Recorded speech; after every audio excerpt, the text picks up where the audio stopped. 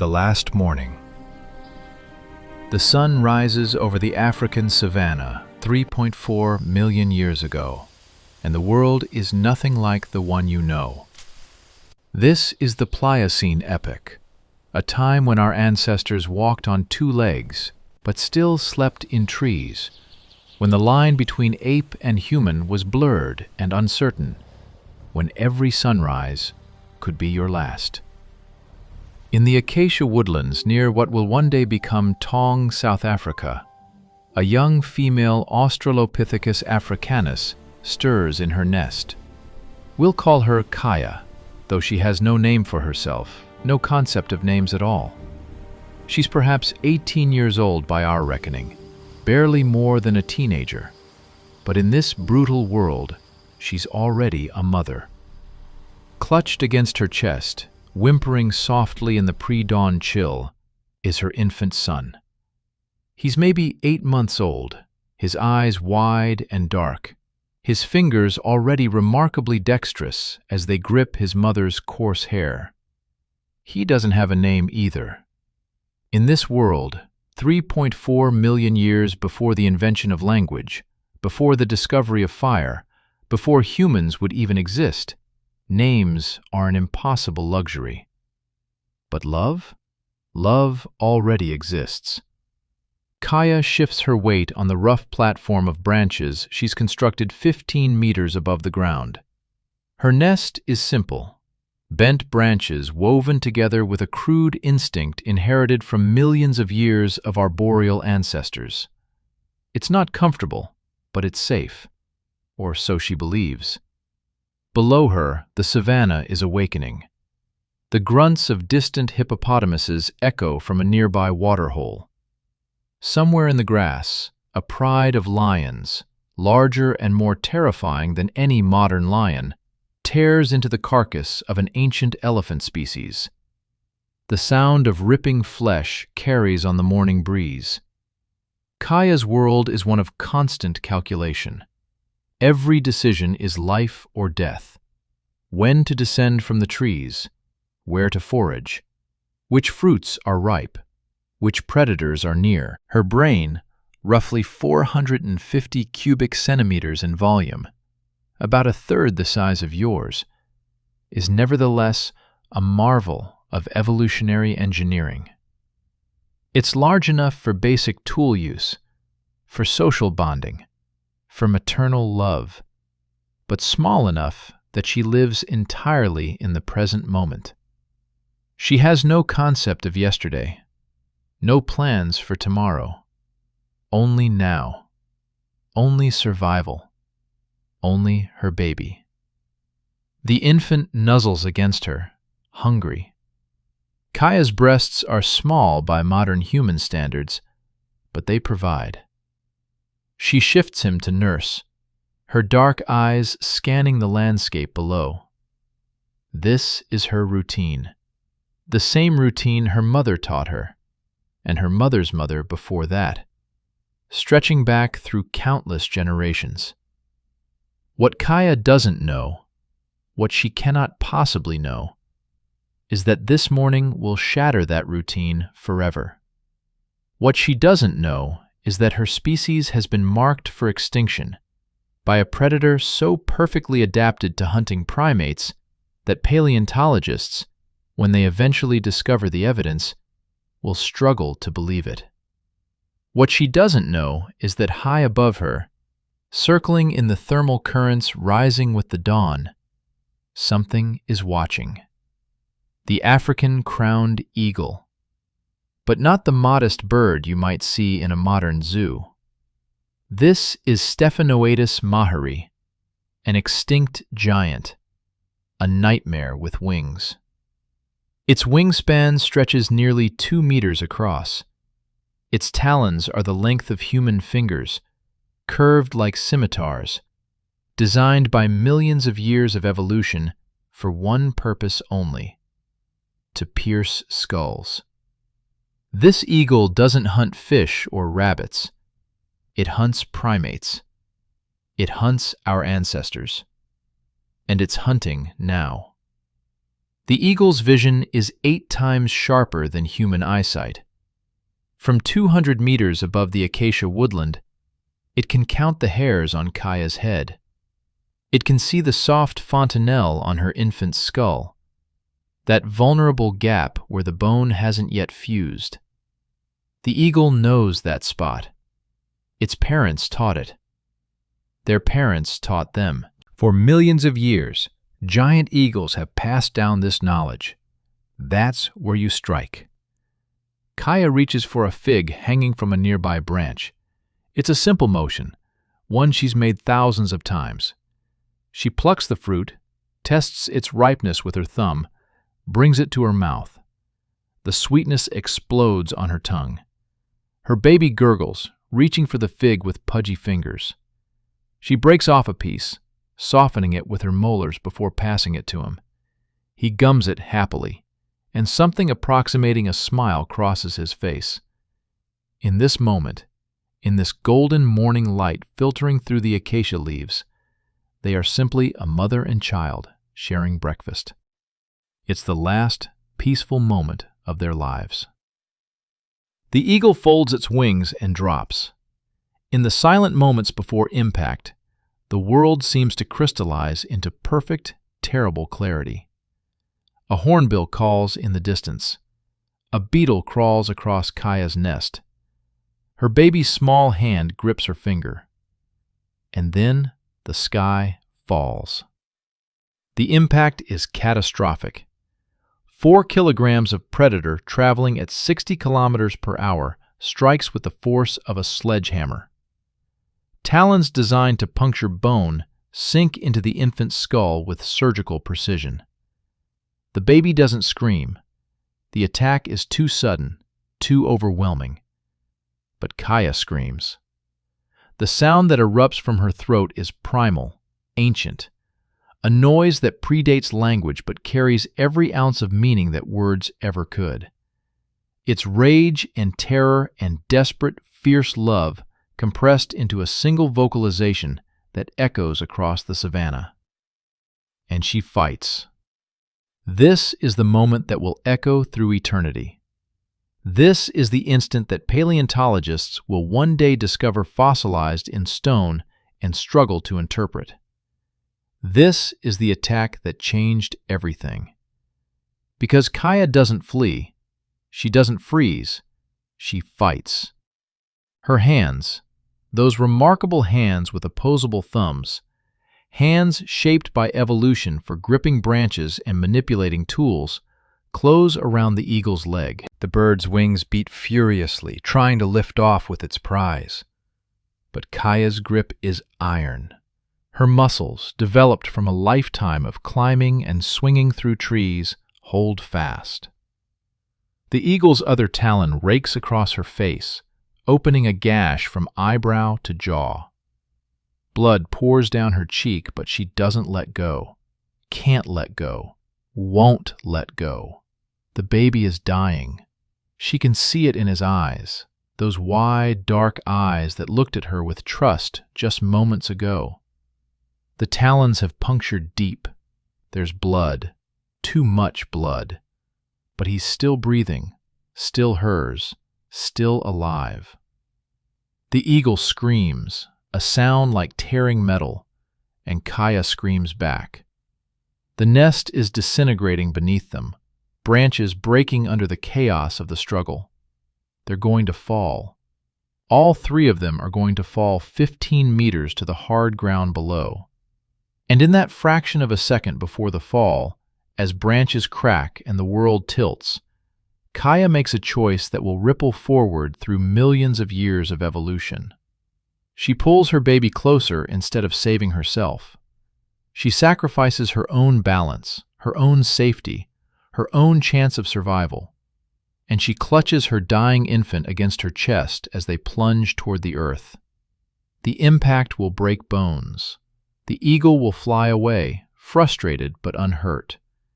And in a limestone cave not far from here, the baby's skull, with 2 perfect puncture wounds from eagle talons, will fossilize. 3.4 million years later, human paleontologists will find it.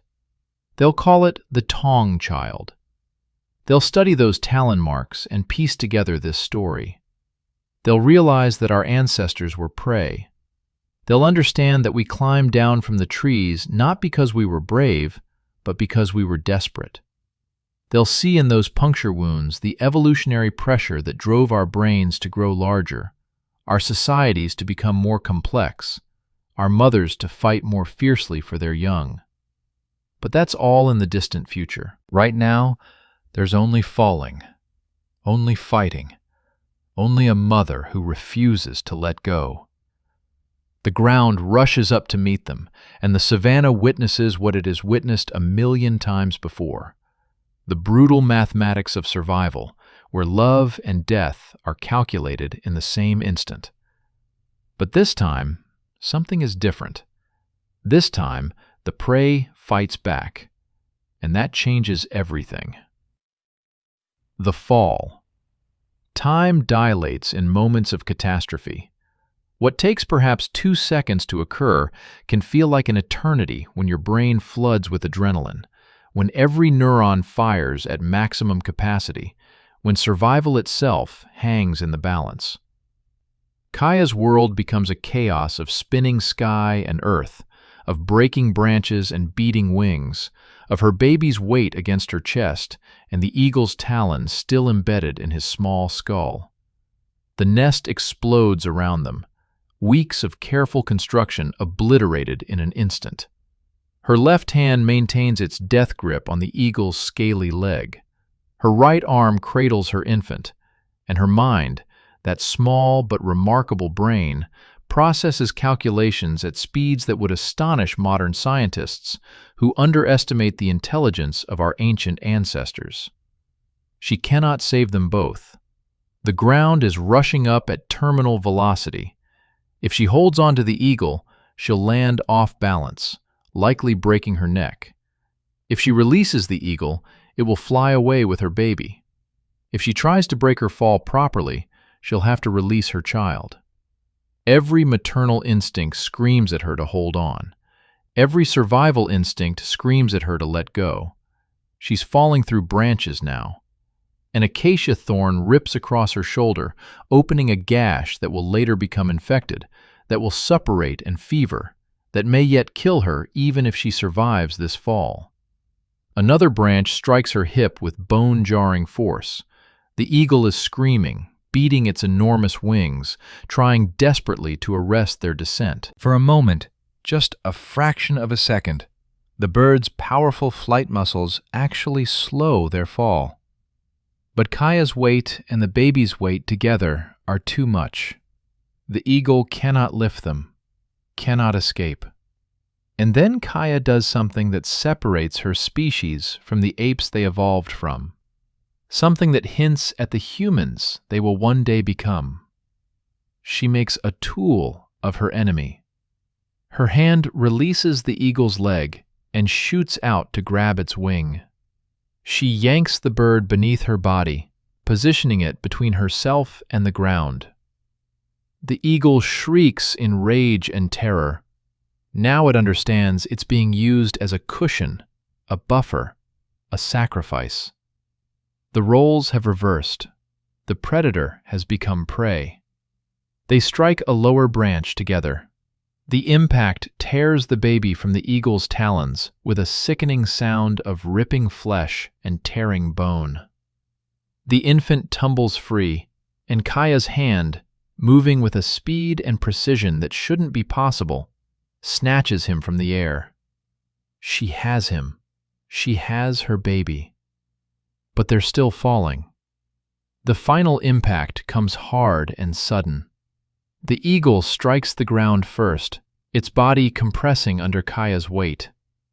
Bones crack with sounds like breaking sticks. The bird's left wing folds at an impossible angle. Its keel, that massive breastbone anchoring its flight muscles, shatters. Kaya rolls as she hits, a motion inherited from millions of years of ancestors falling from trees, an instinctive reaction encoded in the deepest parts of her brain. She takes the impact on her shoulder and back, protecting her baby with her body, rolling twice before slamming into the massive root system of the acacia tree. For several heartbeats, there is only silence. The savanna holds its breath. Then Kaya gasps, a desperate, ragged inhalation. Her ribs scream in protest. At least 2 are cracked, possibly more. Her left shoulder is dislocated, hanging at a grotesque angle. The gash on her face is pouring blood into her eye. Every nerve in her body is firing pain signals. But she's alive. Her hands move immediately to her baby, checking him with a mother's frantic urgency. His chest rises and falls, shallow, irregular, but breathing. His eyes are open, but unfocused, staring at something beyond her. Beyond this world, perhaps. The twin puncture wounds in his skull are bleeding steadily, matting his sparse hair with dark blood. He's dying. She knows this with an animal certainty. The wounds are too deep, too close to the brain. In a modern hospital with neurosurgeons and antibiotics and advanced trauma care, he might survive. But this is 3.4 million years before hospitals, 3.4 million years before medicine, 3.4 million years before humans even understand what death truly is. Still, she refuses to accept it. She pulls him close, cradling him against her uninjured side, making soft clicking sounds in her throat. The closest thing her species has to words of comfort. His small hand opens and closes, grasping at nothing. His lips move as if trying to nurse, seeking that final comfort in his last moments. A sound makes her look up. The eagle is still alive. Impossibly, catastrophically, the massive bird is struggling to its feet just meters away. Its left wing hangs useless, dragging in the dirt. Its breast is crushed, its breathing labored and wet, punctured lungs almost certainly. But its eyes still burn with predatory intent, and its talons are still sharp. The bird takes a lurching step toward her, then another. It's dying. Both of them can sense it, but it's not dead yet. And a dying predator is perhaps the most dangerous thing in nature, because it has nothing left to lose. Kaya tries to stand. Her legs won't cooperate. The fall has damaged something in her spine, not severed but compressed, sending signals of numbness and tingling down her left leg. She can move it, but barely. She won't be running, won't be climbing. The eagle takes another step. Blood drips from its beak. Its wings spread slightly in a reflexive threat display, though one wing no longer works. The message is clear. I'm not finished with you. Kaya's right hand scrabbles in the dirt beside her, fingers closing around something. A rock, roughly the size of her fist, heavy and solid. It's not the first tool her species has used. Australopithecus africanus has been using stones to crack nuts, to dig for tubers, to smash bones for marrow, for hundreds of thousands of years. But this might be the first time one of her kind has used a stone as a weapon against a predator. She shifts her baby to her left side, ignoring the screaming pain in her dislocated shoulder. Her right hand grips the rock. The eagle is 3 meters away now. 2.5. 2. Its beak opens in a hiss that sounds like escaping steam. Those curved talons flex, still deadly despite the bird's broken body. Kaya's lips pull back from her teeth. Not quite a smile, not quite a snarl, but something primal that sits between the two. It's an expression that will one day evolve into human defiance, into our species' remarkable refusal to accept inevitable defeat. 1.5 meters. The eagle lunges, moving with surprising speed despite its injuries. The beak snaps at her face, at her throat, at anything it can reach. Kaya swings the rock. The impact is solid, meaty, final. The stone connects with the side of the eagle's skull with a crack that echoes off the nearby limestone cliffs. The bird's head snaps sideways. Its body follows the momentum, toppling into the dust. It tries to rise once more, wings flapping weakly, stirring up small clouds of red dirt. Kaya hits it again, and again, and again. She's not thinking now. There's no calculation, no planning. There's only the animal imperative to eliminate the threat, to protect her young, to survive. The rock rises and falls, until the eagle's skull is crushed, until the bird stops moving, until the threat is permanently, irrevocably ended. When she finally stops, her arm trembling with exhaustion, the rock is slick with blood. The eagle lies still, its magnificent wings spread in the dirt, its reign of terror over these woodlands ended by a mother who refused to become just another meal. Kaya drops the stone and immediately turns her attention back to her baby. His breathing has become shallower. The blood from his skull wounds has slowed, but that's not a good sign. It means there's not enough blood pressure left. His eyes, those dark, beautiful eyes, are half closed now. She knows. On some level beyond words, beyond conscious thought, she knows. But she doesn't stop trying. She lifts him to her breast, encouraging him to nurse, hoping the familiar comfort will somehow anchor him to life. His lips move weakly, but he can't latch on, can't suckle, can't do anything but breathe those shallow, rattling breaths. Around them, the savanna continues its morning routine. Birds sing in the trees. Insects buzz in the warming air. A troop of baboons passes nearby, giving her wide berth. They can smell the blood, the death, the violence that's occurred here. The sun climbs higher, and Kaya sits in its growing heat, cradling her dying baby, covered in blood. The eagle's blood, her own blood, her son's blood, all mixed together in a testament to the brutal arithmetic of survival. She doesn't understand evolution, doesn't know that this moment will echo through millions of years, doesn't realize that the fossils she and her baby will one day become will teach future humans about their own origins, about the predators that shaped their ancestors, about the fierce maternal love that helped their species survive. All she knows is that her baby is dying, and she cannot save him, and the unfairness of it is a pain sharper than any of her physical injuries. His breathing stops, starts again, stops, and doesn't start again.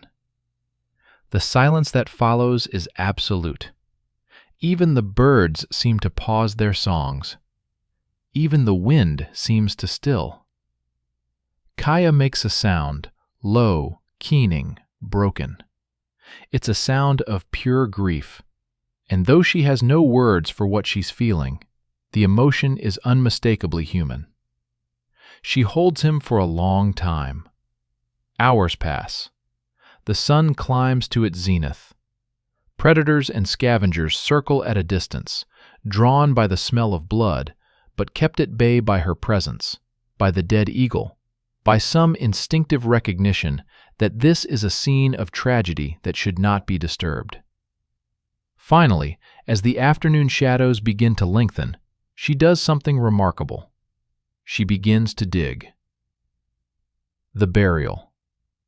The concept of burial is supposed to be uniquely human. Modern archaeologists trace intentional interment back perhaps 100,000 years, maybe slightly more if we're generous with our interpretations of ambiguous evidence. The deliberate placement of the dead, the ritual treatment of bodies, the acknowledgement of death as something more than mere cessation, these are hallmarks of Homo sapiens, markers of our psychological complexity, our abstract thinking, our awareness of mortality. But here, 3.4 million years ago, Kaya is digging a hole. Her right hand, the only one she can use, with her left shoulder dislocated and useless, scrapes at the red African soil. Her fingers are bleeding, nails torn, but she continues. The earth here is hard, baked by countless seasons of sun, and her progress is agonizingly slow. She's not consciously choosing to bury her baby. She doesn't have the cognitive architecture for conscious choice in the way you understand it. She's operating on something deeper, older, more fundamental than thought. It's instinct, perhaps, but instinct shaped by emotions powerful enough to bridge the gap between ape and human. The hole grows, one painful handful of dirt at a time. Nearby, the eagle's corpse is already attracting attention. A pair of hyenas, larger than modern hyenas, with bone-crushing jaws, capable of splintering elephant femurs, linger at the edge of the clearing. They're wary of Kaya, uncertain whether this small bipedal creature might be dangerous. The dead eagle suggests she might be, but they're hungry and patient, and they can wait. Kaya ignores them. Her entire world has contracted to the hole she's digging and the small, cold body lying beside her. Her baby's face is peaceful now, the agony of his death smoothed away. His eyes are closed. He could be sleeping, except for the terrible stillness, the absence of breathing, the coldness of his skin. The sun continues its westward journey. Shadows stretch long across the savanna. In the distance, a herd of ancient elephants, Loxodonta adorora, standing nearly 4 meters at the shoulder, moves toward a waterhole. Their trumpeting calls carry on the evening air. Kaya's hand strikes something solid in the dirt, a rock too large to move. She shifts her digging to the left, starting a new section of the hole. Her movements are mechanical, repetitive, almost meditative. Dig, scoop, discard. Dig, scoop, discard. Something is happening in her brain that neuroscientists millions of years in the future will struggle to explain. The grief she's experiencing is triggering neural pathways, releasing cascades of neurotransmitters, forging new connections between brain regions. Pain is teaching her. Loss is shaping her.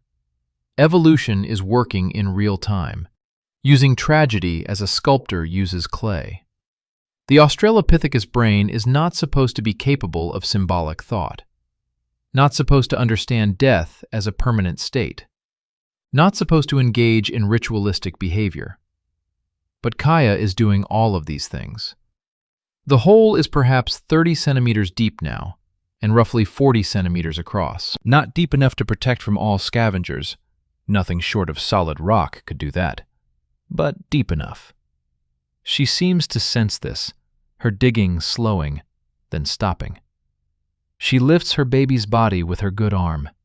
He's so light, barely 3 kilograms.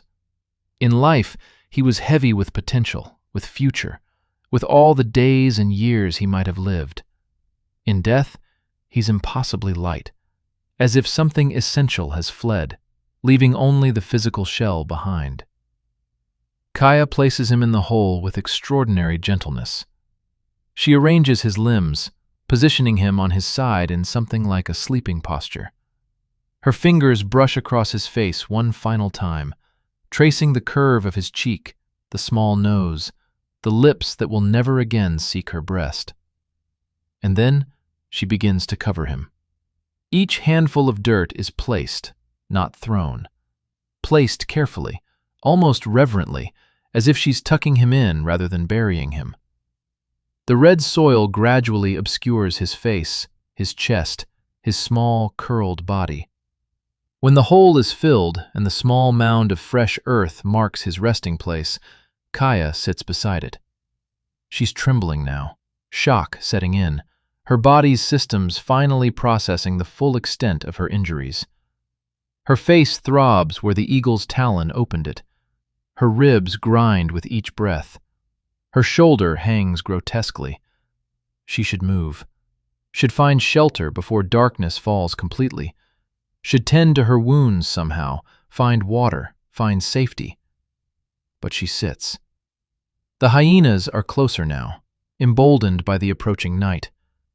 One of them starts toward the eagle's corpse, moving with that characteristic slinking gait, ready to bolt if Kaya reacts.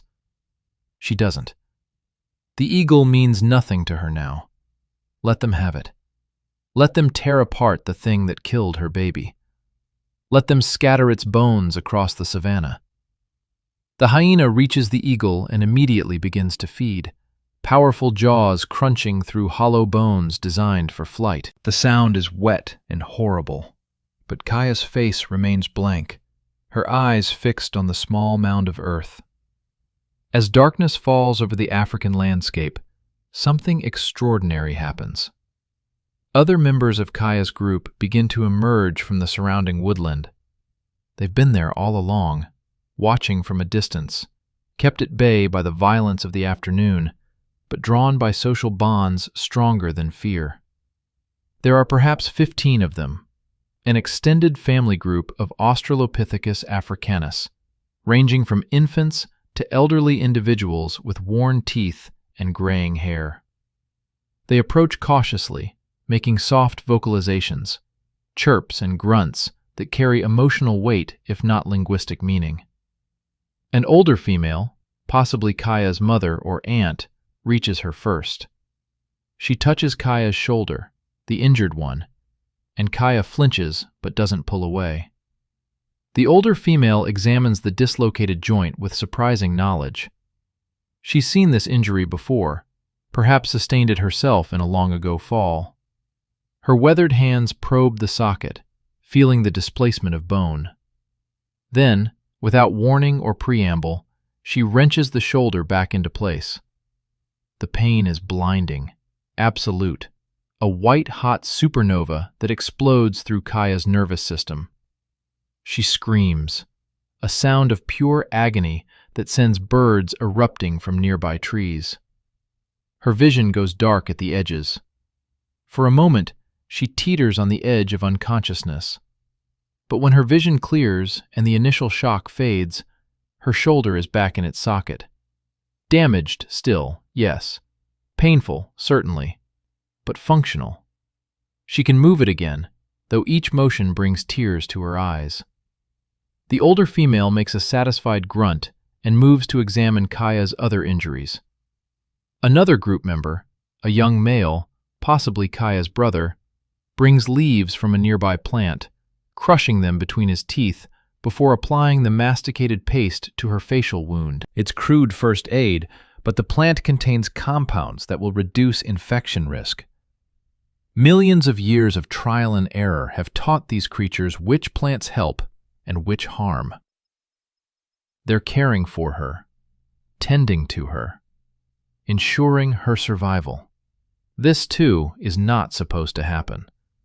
Australopithecus africanus is supposed to be too primitive for complex social behaviors, for medical knowledge, for communal care of the injured.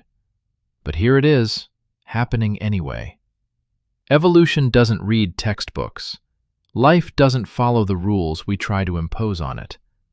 A juvenile female, perhaps 3 years old, approaches the small mound where Kaya's baby is buried. She reaches out tentatively, as if to dig, curiosity driving her. Kaya's reaction is instantaneous and violent. She lunges forward, grabbing the juvenile's wrist, baring her teeth in a threat display so fierce that the youngster scrambles backward, crying out in alarm. The message is clear: do not disturb this place. The group understands. They may not comprehend death as humans do, may not grasp the permanence of it, but they recognize Kaya's emotional attachment to this spot. They recognize that something significant happened here. They recognize grief, even if they cannot name it. As night settles fully over the landscape, the group begins constructing sleeping nests in the acacia tree above. They're rebuilding Kaya's destroyed nest, working together with remarkable coordination. Some gather branches, others weave them into place. They're creating a secure sleeping platform perhaps 12 meters up, lower than before, easier to defend, but still high enough to escape ground predators. They help Kaya climb. Her injuries make the ascent nearly impossible, but strong hands support her, guide her, practically carry her upward. When she reaches the nest, she collapses into it, her body finally surrendering to exhaustion. Below, in the darkness, the hyenas finish with the eagle and slink away into the night. Small nocturnal mammals emerge from their burrows. A leopard calls in the distance. The ancient African night unfolds as it has for millions of years, indifferent to tragedy, indifferent to love, indifferent to the small dramas of survival played out beneath its stars. But something has changed. In the morning, when dawn breaks over the savanna, Kaya will descend from her nest. She will return to the small mound of earth. She will sit beside it for hours, touching the disturbed soil, making soft vocalizations. She will do this for days, weeks perhaps. Long after the group moves on to new foraging areas, she will return to this spot. Long after scavengers have found the burial and scattered the bones, because 30 centimeters of earth cannot stop determined diggers, she will come back. The behavior serves no survival purpose, uses energy she needs for foraging, puts her at risk from predators. By any rational calculation, it's maladaptive, counterproductive, evolutionarily disadvantageous. But she does it anyway. Because evolution isn't just about survival. It's about the bonds that make survival worthwhile. It's about the emotions that drive us to protect each other, to fight for each other, to grieve for each other. It's about love, as primal and powerful as any predator, as fundamental as hunger or fear. And 3.4 million years later, when paleontologists discover the fossilized skull of a juvenile Australopithecus africanus with 2 perfect puncture wounds consistent with eagle talons, they will piece together this story. They will call him the Taung Child, though he was not from Taung exactly, though he was never a child in the human sense, though he died 3 million years before humans existed. They will study those talon marks and understand that our ancestors were prey. They will trace the evolutionary pressure those predators created, the pressure to develop larger brains, stronger social bonds, better defensive strategies. They will see in those puncture wounds the catalyst for changes that would eventually lead to us.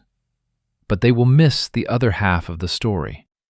They will miss Kaya because her bones will not fossilize well, will be scattered and lost. They will miss the fight because struggle leaves no fossil record. They will miss the burial because the evidence will be disturbed and ambiguous. They will miss the love. But it was there. It happened. It mattered. In a tree above the burial site, Kaya sleeps fitfully, her injured body fighting infection, her primitive immune system marshaling resources for survival. Her chances are perhaps 50-50. The facial wound could go septic. The cracked ribs could puncture a lung. Internal bleeding could silently steal her life. But she's survived this long. She's strong. She's resilient. She might make it. And if she does, she will carry this day with her forever. Not as memory in the way you understand it, but as something deeper, something encoded in her neural pathways, something that changes how she perceives threat, how she protects, how she loves.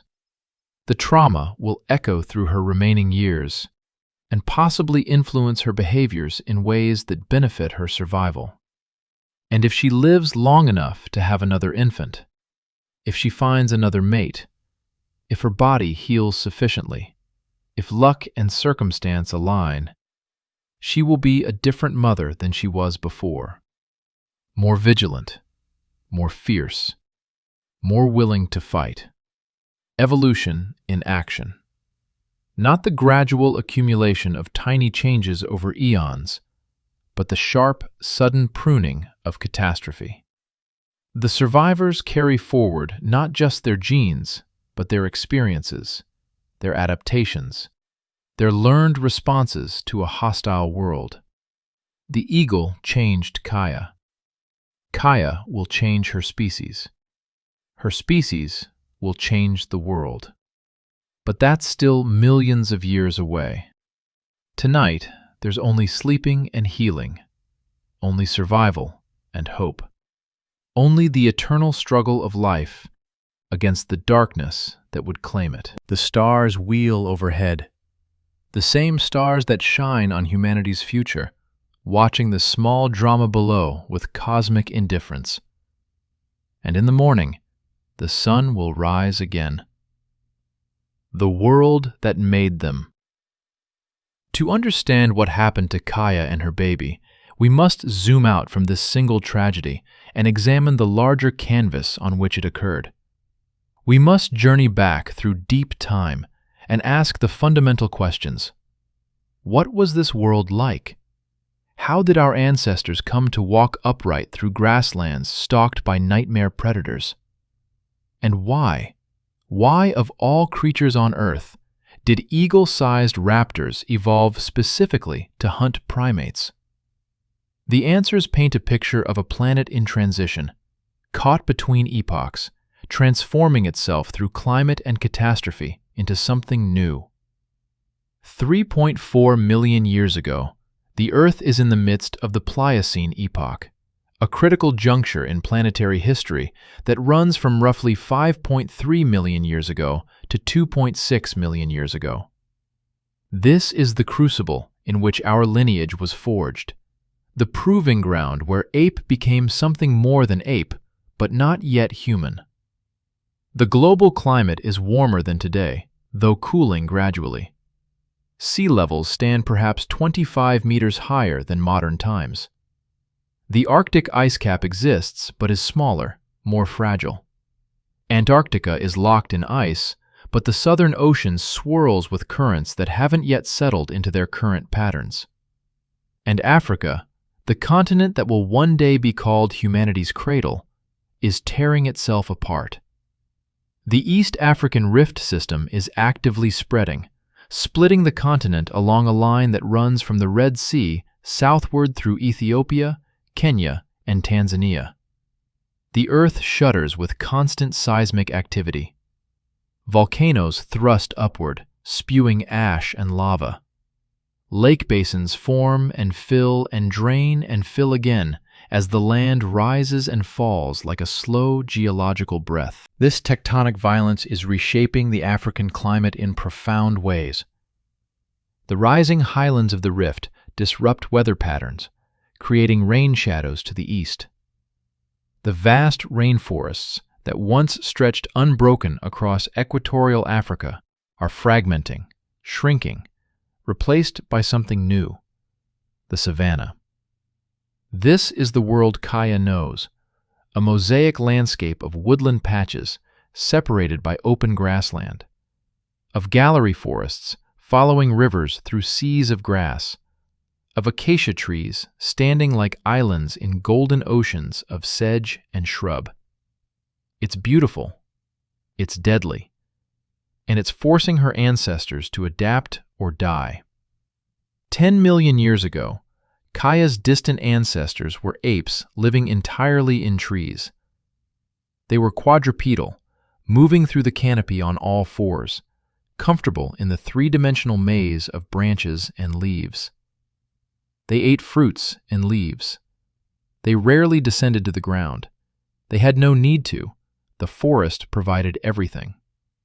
But the forest was shrinking.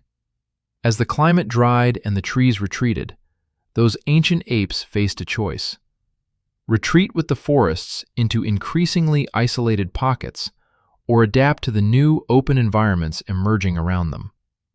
Most chose retreat. Their descendants became gorillas and chimpanzees, magnificent creatures who clung to the forests, who refined arboreal living into high art.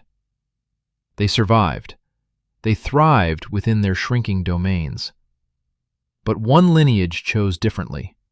They ventured onto the ground. They began walking between isolated forest patches across open grassland. And in doing so, they encountered a problem that would reshape everything. They became visible. In the forest canopy, a small ape could hide among leaves, could freeze and become nearly invisible to predators. But in open grassland, there's nowhere to hide. You're exposed, vulnerable. Every predator for kilometers can see you. The solution their bodies found was bipedalism. By standing upright, early hominins could see over tall grass, could spot predators at greater distances. They could use their hands while moving, could carry food or infants. They could travel more efficiently across open ground, covering greater distances with less energy expenditure than knuckle-walking apes. The benefits were enormous, but so were the costs. Bipedalism made childbirth more difficult. The narrow pelvis required for efficient two-legged walking created a tight birth canal. It made infants more helpless. Human babies are born more premature than ape babies, less able to cling, requiring more intensive parental care. And critically, bipedalism made these early hominins slower, clumsier, more vulnerable in the short term. Evolution doesn't plan ahead. It can't see the eventual destination. It only responds to immediate pressures, immediate challenges, immediate life or death calculations. For the ancestors of Australopithecus, the immediate pressure was simple: don't get eaten. And the creatures trying to eat them were spectacular. The Pliocene predator guild of Africa was arguably the most dangerous assemblage of carnivores ever to walk the earth. Larger, stronger, more diverse than anything in the modern world. There were saber-toothed cats, multiple species ranging from leopard-sized ambush hunters to massive megantereon with canines 20 centimeters long. These weren't lumbering brutes, but sophisticated killers, possibly hunting in family groups, using landscape and cover with tactical precision. There were giant hyenas, Pachycrocuta brevirostris, the largest hyena ever to exist, weighing over 100 kilograms, with jaws powerful enough to crack open elephant skulls. They hunted in clans, coordinated and intelligent, capable of bringing down prey many times their size. There were hunting dogs, bear dogs, false saber-tooths, and predators so strange they defy easy categorization. The competition for prey was intense, the evolutionary arms race between predator and prey running at maximum speed. And then there were the birds. The crowned eagle lineage evolved in Africa alongside the primates they hunted. For millions of years, they refined their techniques, passing knowledge from generation to generation in ways that blur the line between instinct and culture. Modern African crowned eagles, the descendants of the giant forms, still hunt primates. They take monkeys from the forest canopy with terrifying efficiency. They've been documented killing prey twice their own body weight.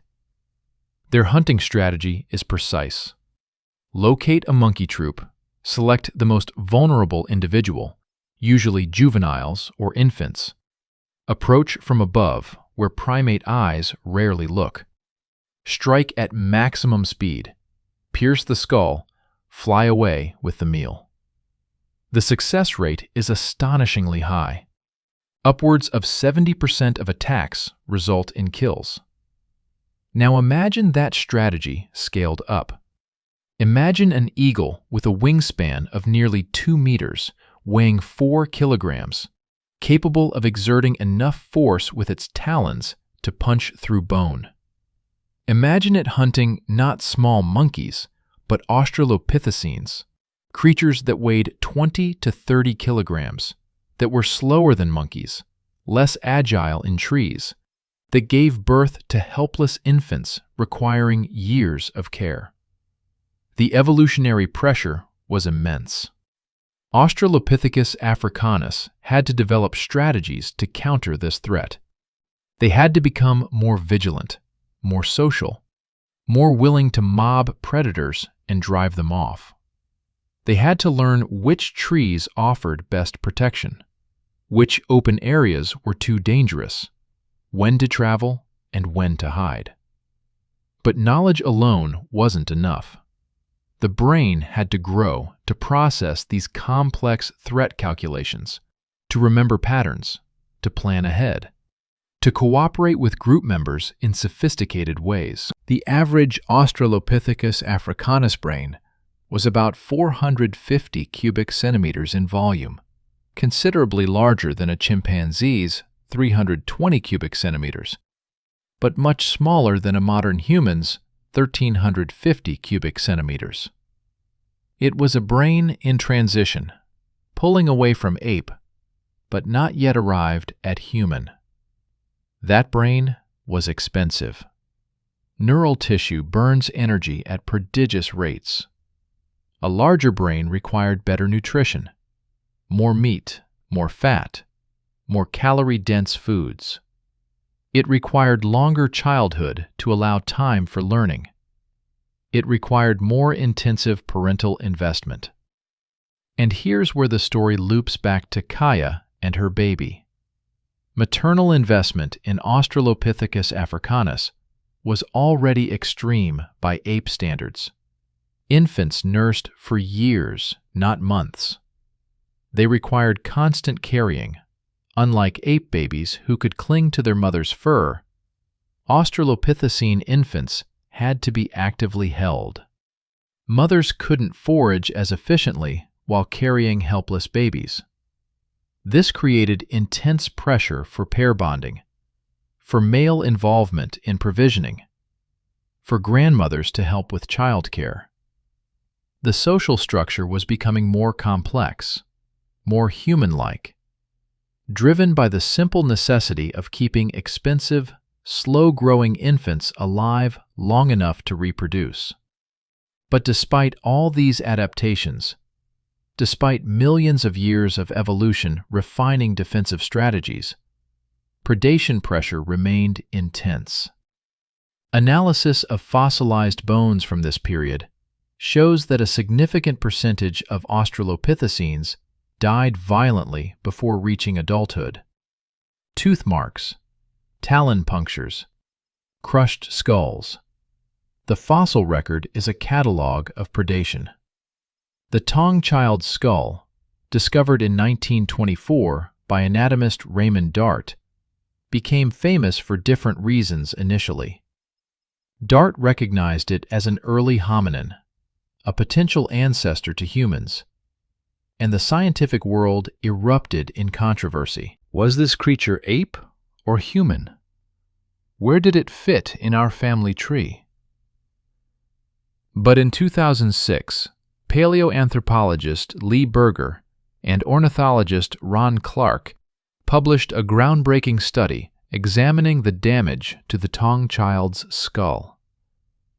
The two puncture marks, spaced precisely the width apart that matched large eagle talons. The pattern of damage consistent with eagle predation. The location where it was found, in a cave system likely used by raptors as a feeding site, filled with the bones of small mammals and primates. The Taung child hadn't died of disease or accident. He'd been killed by an eagle, carried to a feeding perch, consumed. And he wasn't alone. Throughout the fossil record of early hominins, eagle predation shows up again and again. Puncture wounds in skulls, accumulations of bones in raptor feeding sites. The evidence, once you know to look for it, is overwhelming. Our ancestors were prey. This fact is difficult for modern humans to accept. We're accustomed to seeing ourselves at the top of the food chain, as the apex predator, the dominant species. We tell ourselves stories about our ancestors as mighty hunters, as creatures of destiny marching inevitably towards civilization. But for millions of years, we were food. Small, slow, poorly armed. Our teeth were inadequate for fighting, our claws non-existent, our strength inferior to any large predator. We were prey animals who happened to be smart. And that intelligence, that growing cognitive capacity, was shaped directly by predation pressure. Studies of modern primates show that predation risk is one of the strongest drivers of brain evolution. Primates that face higher predation develop larger brains, better memory, more sophisticated social cooperation. The cognitive demands of avoiding being eaten are intense. You must remember which areas are dangerous and when.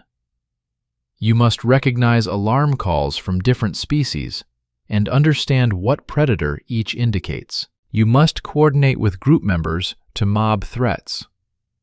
You must evaluate risk constantly, processing visual information at high speed, making split-second decisions about fight or flight. Over thousands of generations, those individuals with slightly larger brains, slightly better memory, slightly faster processing survived at higher rates. They passed on their genes. The brain expanded. But brain expansion alone wouldn't have saved Kaya's baby. All the intelligence in the world can't stop talons traveling at 60 kilometers per hour. What could have helped was awareness, vigilance, the evolution of behavior patterns that reduced vulnerability. In modern primate populations that face heavy eagle predation, mothers with infants show distinct behavioral changes. They stay in denser cover. They look up more frequently, scanning the sky. They react instantly to alarm calls. They position themselves in the center of groups rather than at the edges. These aren't conscious decisions in the human sense. They're evolved responses, shaped by the simple fact that mothers who behaved this way had infants who survived to reproduce. Kaya may have lacked some of these refined responses. She was perhaps still learning, still developing the vigilance that would later become standard. Her species was in transition, caught between old patterns and new necessities. And the eagles were winning. For every Kaya who fought back, there were dozens who didn't. For every baby who was buried with something resembling ceremony, there were hundreds whose bones were scattered and lost. The fossil record captures only the tiniest fraction of individual lives and deaths. For every skull we find, millions vanished without trace. But the ones who survived, the mothers who were vigilant, the babies who were lucky, the groups who cooperated effectively, they passed forward their genes and behaviors. Generation by generation, the population shifted. The brain grew larger. Social bonds became stronger. Defensive behaviors became more sophisticated. The eagles were winnowing the Australopithecine population, but in doing so, they were also shaping it. The selective pressure was enormous, and pressure creates diamonds. 3 million years after Kaya's time, her distant descendants will have brains 3 times the size of hers. They will use fire to frighten predators. They will craft spears and throwing weapons. They will hunt in organized groups. They will paint on cave walls and bury their dead with ritual objects, and contemplate mortality and dream of futures beyond the horizon. They will become human. And when they do, they will turn the tables completely. They will hunt the eagles to extinction. They will eliminate the saber-tooths and giant hyenas. They will transform from prey to apex predator so thoroughly that later generations will forget they were ever anything else. But all of that is still deep in the future. For now, in this moment 3.4 million years ago, the sun sets on an African savanna where the bodies of an eagle and an infant lie cooling in the dusk, where an injured mother sleeps fitfully in a tree, where predators prowl and prey animals huddle, and the ancient dance of life and death continues as it has since the first cells split and life began its long, strange journey. The world is beautiful and terrible and indifferent, and somewhere in that indifference, change is stirring. The days after. Pain is an excellent teacher. It focuses the mind, strips away everything extraneous, reduces existence to the fundamental equation of survival. For Kaya, the days following the attack are a graduate course in suffering, taught by the most unforgiving instructor imaginable, her own damaged body. She wakes on the second morning to discover that her face has swollen grotesquely. The gash from the eagle's talon has become infected despite the plant poultice applied by her group. Her left eye is swollen shut, the tissue around it hot and tight. When she touches her cheek, the skin feels like overripe fruit, ready to burst. Fever courses through her body. Her temperature, normally around 37 degrees Celsius, has climbed to perhaps 39 or 40 degrees. Her immune system is waging war against bacterial invaders, flooding the wound site with white blood cells, raising her core temperature to make conditions inhospitable for pathogens. It's a battle she might lose. In the modern world, this infection would warrant antibiotics, possibly surgical debridement of necrotic tissue, certainly professional medical attention. In Kaya's world, there is only her body's innate defenses and whatever marginal help her group can provide. The older female who relocated her shoulder returns with fresh leaves, different ones this time, from a plant with broad, waxy surfaces. She chews them into pulp and applies the paste directly to Kaya's infected wound. The plant contains compounds with mild antimicrobial properties. Not antibiotics in the pharmaceutical sense, but better than nothing. Ethnobotanical studies of modern primates show that many species self-medicate, seeking out specific plants when ill or injured. Chimpanzees eat bitter pith from certain trees to purge intestinal parasites. Gorillas consume specific clays to neutralize plant toxins. This knowledge isn't taught through language, but transmitted through observation and imitation across generations. Kaya's group possesses a pharmacopoeia accumulated over millions of years of trial and error. They know which plants reduce fever, which stop bleeding, which ease pain. The knowledge is imperfect, incomplete, but it exists. And sometimes it's enough. The fever breaks on the third day. Kaya wakes to find her temperature dropping, her vision clearing in her good eye. The infection hasn't been eliminated.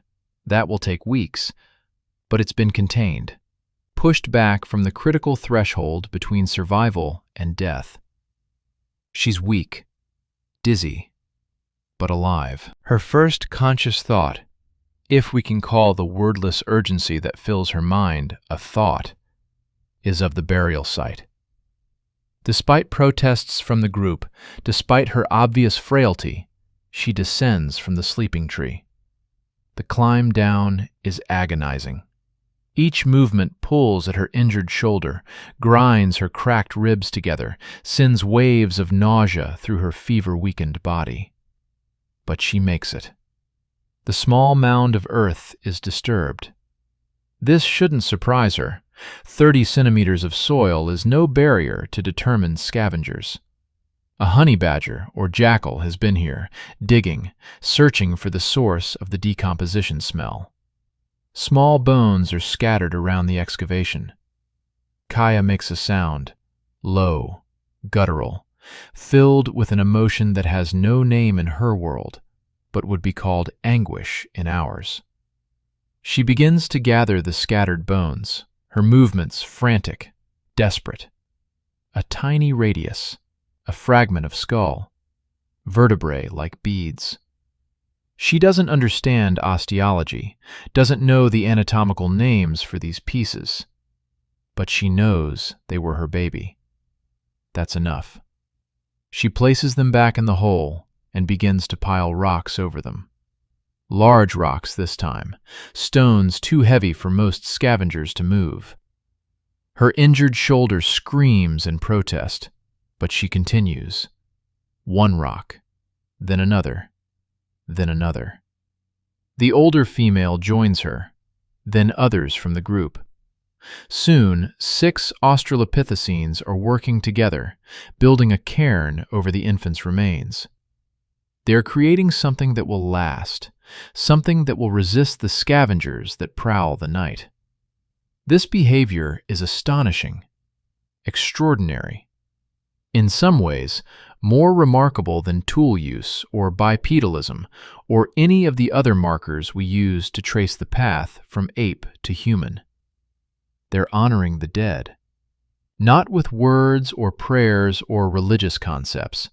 Those are still millions of years away, but with actions that speak to something fundamental in the social primate brain, something that recognizes death as significant, that marks the loss of group members as worthy of effort, of time, of communal acknowledgement.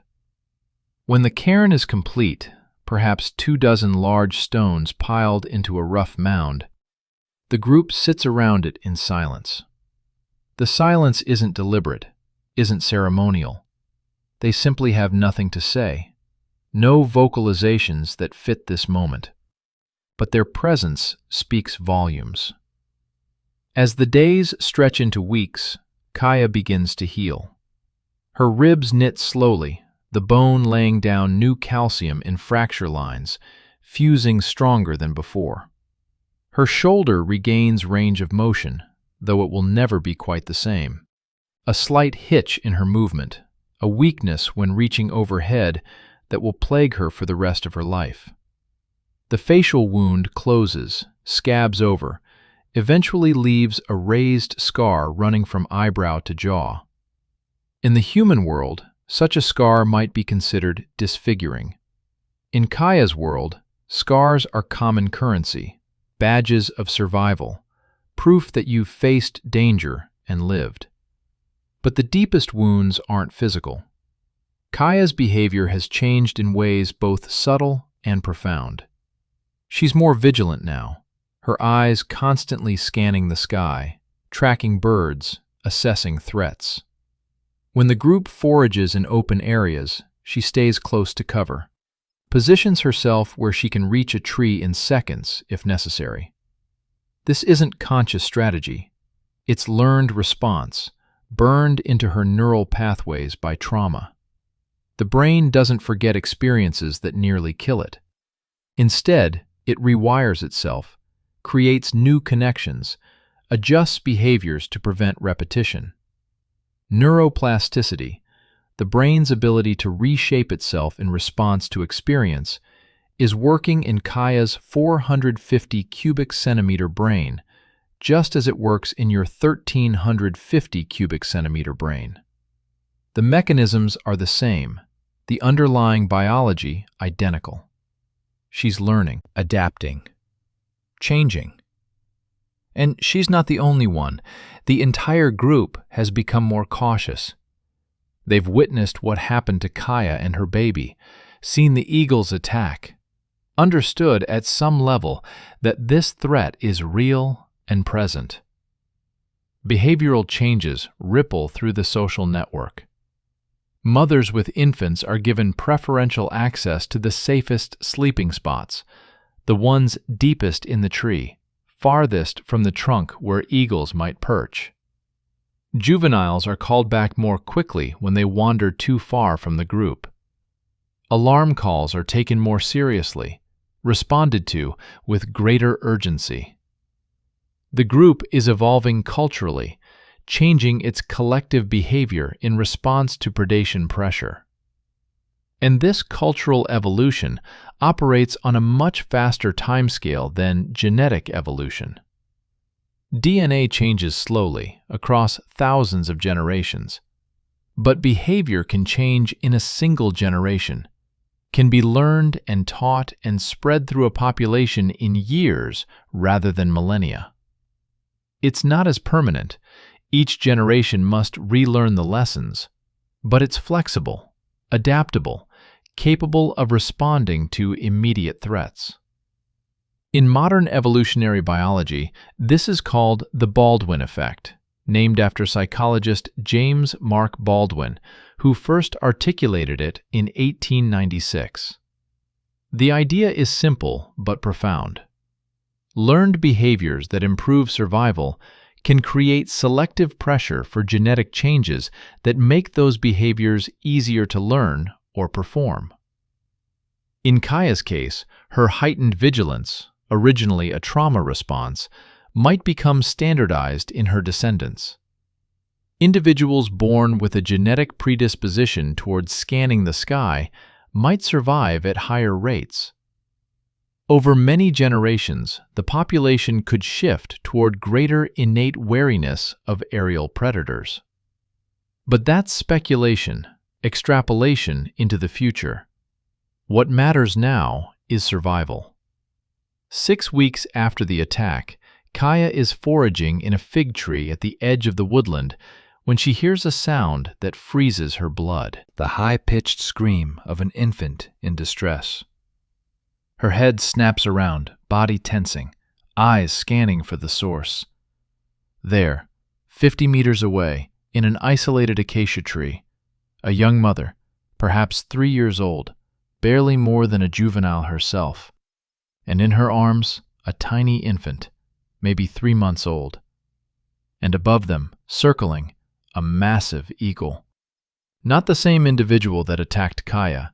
That bird is dead, its bones scattered by scavengers, but the same species, the same nightmare. History preparing to repeat itself. The young mother is frozen with fear, clutching her baby, trapped in the sparse canopy of the acacia with nowhere to hide. The tree offers minimal cover, just thin branches and scattered leaves. She's exposed, vulnerable. The eagle folds its wings and drops. What happens next takes perhaps 3 seconds. But in those 3 seconds, something remarkable occurs. Kaya moves. She doesn't think about it, doesn't calculate costs and benefits, doesn't weigh her own safety against the stranger's need. Her body simply reacts. Muscle memory and trauma response and maternal instinct combining into pure action. She drops from her tree and runs. Running is not what Australopithecines do well. They're built for climbing, for careful bipedal walking across broken terrain. Their gait is slightly awkward, knees bent, arms swinging for balance. They can't match the speed of true cursorial animals like antelope or wild dogs. But fear and adrenaline are powerful motivators. Kaya covers the 50 meters in perhaps 8 seconds. Not fast by modern human standards, but fast enough. She reaches the base of the acacia tree just as the eagle strikes. The impact sound, talons hitting flesh, is sickeningly familiar. The infant screams. The young mother screams. And Kaya screams. But this scream is different from the one she made 6 weeks ago. That was grief and rage and desperation. This is something else. This is a war cry, a challenge, a deliberate vocalization designed to startle and intimidate. She grabs a dead branch from the ground, thick as her forearm, perhaps a meter long, and swings it at the eagle. The bird sees her coming and hesitates. That hesitation is fatal to its attack. Instead of maintaining its grip and attempting to fly away with the infant, it releases and tries to gain altitude, wings beating frantically. Kaya's branch connects with the eagle's body in mid-flight. The impact isn't devastating. The bird is too agile, the branch too crude a weapon. But it's enough to knock the eagle off balance, to send it tumbling through the air, before it catches itself and flaps away, screaming its frustration. The infant is bleeding. The talons broke skin, punctured muscle, but didn't reach the skull, didn't deliver the killing blow. The wounds are serious, but survivable. Kaya drops the branch and immediately climbs the acacia, moving with a speed that shouldn't be possible given her recent injuries. She reaches the young mother, who's paralyzed with shock, staring at her bleeding baby. With gentle hands, Kaya takes the infant and examines the wounds. 2 punctures in the shoulder, bleeding freely but not arterially. She presses leaves against the wounds, the same antibacterial leaves the older female used on her own injuries. The baby squalls at the pressure, but that's good. Crying means breathing, means consciousness, means life. She hands the baby back to its mother and then does something unexpected. She vocalizes, a series of soft chirps and grunts, and gestures toward the thicker woodland where the rest of the group is foraging. It's not language, not really, but it's communication. It carries meaning. Come with me. Safety in numbers. Don't stay isolated. The young mother understands. She follows Kaya down from the tree, cradling her injured infant, and together they make their way back to the group. Word of the attack, conveyed through vocalizations and gestures and the evidence of the bleeding baby, spreads quickly through the group. The older female again applies medicinal leaves. Other mothers gather close, forming a protective cluster around the injured infant. And something shifts in the group dynamic. Kaya has become something new. Not a leader in the chimpanzee sense. Australopithecine social structure doesn't seem to have had single dominant individuals, but a defender, a protector, an individual who responded to threat not with flight, but with fight. Over the following days and weeks, other group members begin to follow her lead. When eagles appear overhead, instead of freezing or fleeing, they grab branches and shake them, making noise, creating visual chaos that disrupts the bird's attack calculations. They stay in denser cover. They mob threats together. The behavioral innovation, fighting back against aerial predators, spreads through the group like a virus. Not through genetic transmission, but through observation and imitation.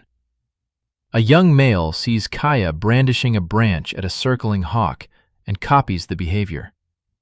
A juvenile female watches mothers clustering together for protection and adopts the strategy when she has her own infant years later. Culture is being born. Not human culture with its complexity and abstraction, but proto-culture, behavioral traditions passed through social learning rather than genetic inheritance. And it's working. Predation rates, impossible to measure in the moment, but visible in retrospect through fossil analysis, begin to decline. Not dramatically, not enough to eliminate the threat entirely, but marginally, incrementally, enough to matter. For every 100 Australopithecine infants born, perhaps 55 survive to adulthood instead of 50. 5% doesn't sound like much, but compound that advantage over 10,000 generations, and it's the difference between extinction and survival. Natural selection doesn't require massive advantages. It works on thin margins, on percentage points, on slight statistical skews that accumulate over geological time. Kaya has become one of those percentage points. Her genes, whatever combination of alleles contributed to her fierce maternal protection, her willingness to fight, her ability to learn from trauma, will pass forward. Her behaviors will be copied. Her innovations will spread. 3 months after the attack that killed her baby, Kaya encounters a male from a neighboring group.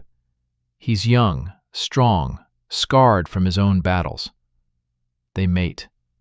The encounter is brief, perfunctory, driven by hormones and evolutionary imperatives neither of them understands. 9 months later, she gives birth again. The birth is difficult. All Australopithecine births are difficult. The price of bipedalism and large-brained infants. She labors through a day and a night, supported by the females of her group, until finally a new infant emerges, wet and squalling and perfect. It's a female. Kaya cradles her daughter against her chest, and for a moment, the memory of her lost son is so vivid it takes her breath away. But this is a different infant, a different chance, and Kaya is a different mother. She's more vigilant now, more protective, more willing to fight. The trauma of loss has forged her into something harder, sharper, more dangerous to anything that might threaten her young. Her daughter will benefit from that transformation, will grow up under the protection of a mother who knows exactly what's at stake, who's faced the worst and survived, who carries both scars and wisdom earned through suffering. And if this daughter survives to have her own offspring, she'll pass on not just genes, but behaviors, not just DNA, but learned patterns of protection and vigilance. The chain continues, mother to daughter, generation to generation, each link carrying forward the accumulated weight of survival, the hard-won lessons written in scar tissue and memory. This is how evolution works, not in grand leaps, but in small advantages compounded over deep time, not in destiny or design, but in the brutal arithmetic of who lives and who dies, and who passes their traits forward. Kaya doesn't know she's part of a great chain stretching millions of years into the future. Doesn't know her distant descendants will walk on the moon and split the atom and decode the very DNA that connects them to her. She knows only the present moment, the weight of her newborn daughter in her arms, the warmth of the morning sun on her scarred face, the sound of her group foraging nearby, the constant vigilance for threats from sky and ground. She knows survival. She knows love. And for now, in this moment, that's enough. The seasons of survival. Time moves differently when you live entirely in the present. Without language to anchor memories, without abstract concepts of past and future, each day rises and falls in its own self-contained rhythm. Yet patterns emerge. The rains come and go. Trees fruit and lie dormant. The great herds migrate across the savanna in cycles as old as the land itself. For Kaya and her new daughter, we might call her Nia, though again, names don't exist in their world. The months unfold in a constant dance between abundance and scarcity, between safety and danger, between the simple joy of existence and the ever-present threat of annihilation. Nia is different from her brother in ways both obvious and subtle. She's female, for one, statistically more likely to survive to adulthood than males, who tend to take more risks, range farther from the group, engage in more confrontations. But beyond sex, she seems hardier somehow, more vigorous. She nurses strongly, grows quickly, her dark eyes alert and tracking movement from just a few weeks old. Kaya's heightened vigilance shapes Naya's early development in ways that wouldn't occur in a less threatened environment. When Kaya tenses at a shadow overhead, Naya feels that tension through the body contact they maintain constantly. When Kaya makes alarm vocalizations, Naya's nervous system floods with stress hormones. The infant is learning threat assessment before she can even crawl, absorbing lessons through proximity and physiology. This is epigenetics in action. Not changes to DNA sequence itself, but changes to how genes are expressed based on environmental conditions. Stress in early development can alter hormone production, threat sensitivity, even brain structure. Naya is being shaped not just by her genes, but by her mother's experiences, by the trauma Kaya endured and the adaptations it triggered. The wet season arrives when Naya is 4 months old. The transformation of the landscape is dramatic. Within days of the first heavy rains, the savanna explodes with life. Grass shoots upward, growing centimeters per day. Trees that were skeletal and dormant suddenly flush with leaves. Flowers bloom in carpets of color, yellows and purples and brilliant reds. The waterhole near the group's territory swells from a muddy depression to a proper lake. Animals congregate in their thousands. The ancient elephants, Loxodonta odorata, arrive first, their matriarchs leading extended family groups to the water they remember from years past. Hippos establish territories in the deeper sections, their grunts and bellows echoing across the water at night. Antelope species beyond counting, some recognizable ancestors of modern forms, others strange and extinct, graze the new grass in vast herds. There are short-necked giraffes, three-toed horses, enormous buffalo with horn spans that could stretch 2 meters across. Pigs root in the mud. Baboons' troops clash over feeding territories. And where prey congregates, so do predators. The wet season is a time of plenty, but also heightened danger. Every predator is feeding, breeding, raising young. The saber-toothed cats emerge from dry season torpor, their metabolisms ramping up. The giant hyenas hunt in larger clans, their whooping calls carrying for kilometers. Leopards, lions, hunting dogs, the carnivore guild is at maximum strength. And the eagles are nesting. Kaya's group adjusts their patterns accordingly.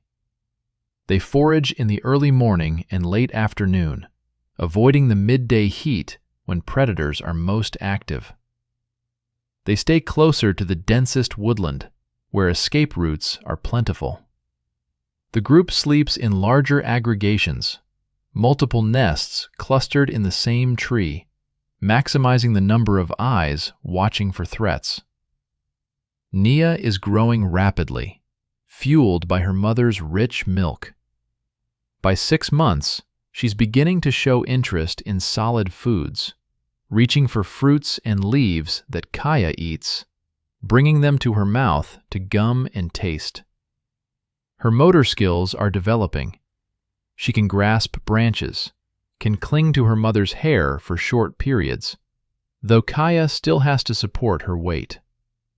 The relationship between mother and infant in Australopithecus is one of profound intimacy. They're in constant physical contact for the first year, usually longer. Nia sleeps curled against Kaya's chest every night. She nurses on demand, often 20 or 30 times per day.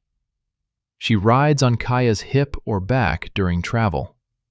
She learns the world through her mother's body, the rhythm of Kaya's heartbeat, the warmth of her skin, the smell that means safety and food and home.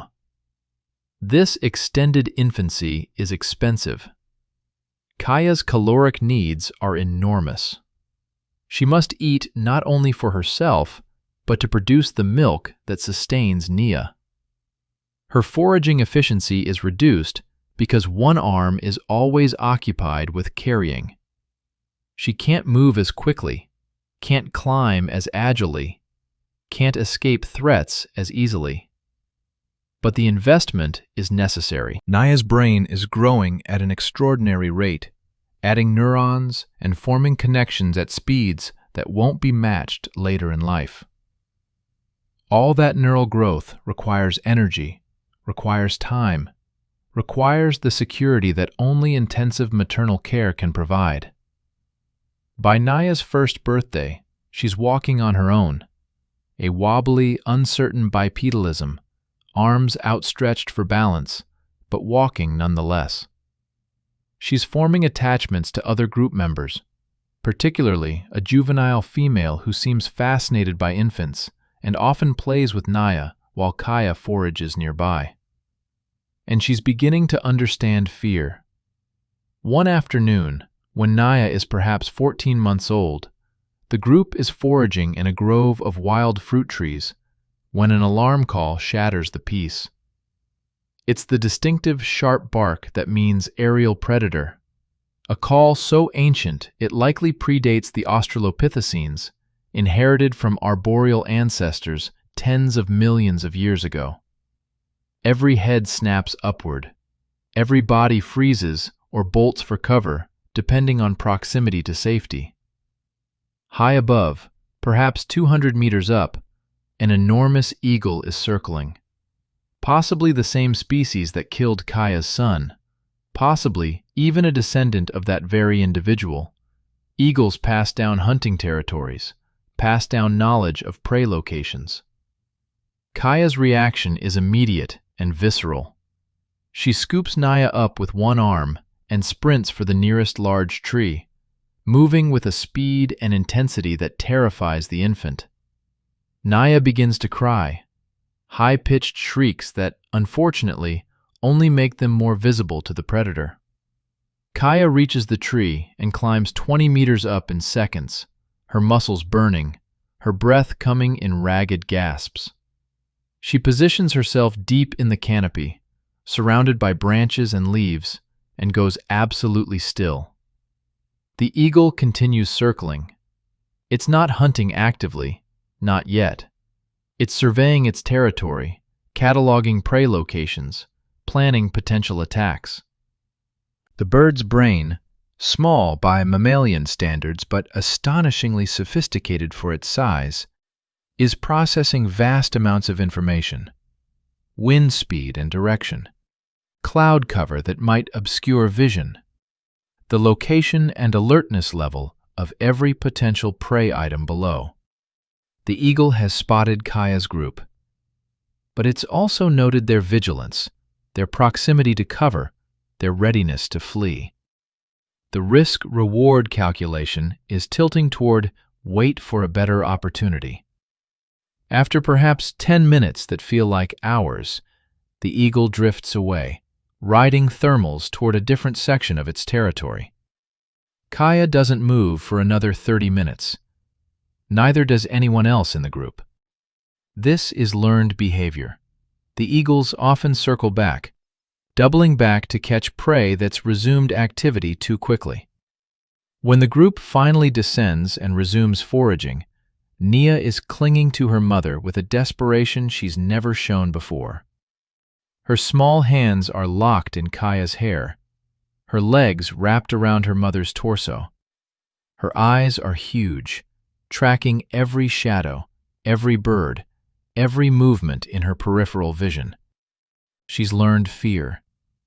Not abstract fear, not anticipatory anxiety about future possibilities, but concrete, immediate fear.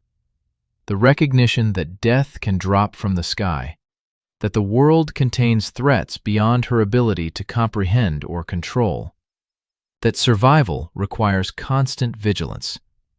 It's a hard lesson, but necessary. The seasons turn. The wet season gives way to dry. The waterhole shrinks. The herds migrate elsewhere. The landscape browns and withers under the relentless sun. Food becomes scarcer. The group ranges farther in search of resources. These are dangerous times. Predators become more desperate as prey disperses. Competition intensifies. Injuries from falls or fights or encounters with megafauna become more likely to prove fatal when the body lacks the resources for healing. But Kaya's group has advantages. They know this territory intimately. They know which trees hold fruit longest into the dry season. They know where underground tubers can be dug. They know the location of every remaining waterhole, every patch of shade, every defensible sleeping site. And they have each other. When one individual finds a productive feeding location, vocalizations bring others to share the resource. When someone is injured or ill, the group slows its travel, accommodates the weakened member.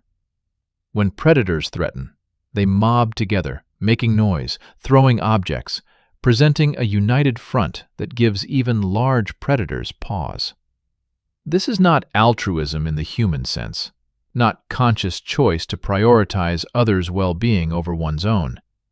But it's something approaching it. It's reciprocal cooperation, social bonds strong enough to overcome immediate self-interest, the recognition that the group's survival enhances individual survival. Nia is 18 months old when she witnesses her first death from natural causes. The oldest member of the group, a male perhaps 35 years old, ancient by Australopithecine standards, has been declining for weeks. His teeth are worn to nubs, making eating difficult. His joints are swollen with arthritis. He moves slowly, struggles to keep up during travel. One morning, he simply doesn't wake up. Death came quietly in the night, his heart stopping, his breathing ceasing while he slept in his nest. The group's reaction is subdued but unmistakable. They gather around the body, touching it, making soft vocalizations. A few individuals pull gently at his arms, as if trying to rouse him. When this fails, they sit nearby, silent, for most of the morning. There's no burial. He died in a tree, and moving a body that size down to the ground would be difficult and dangerous. But there's acknowledgement. There's a pause in routine. There's something that looks remarkably like mourning. Eventually, the group moves on. They have to.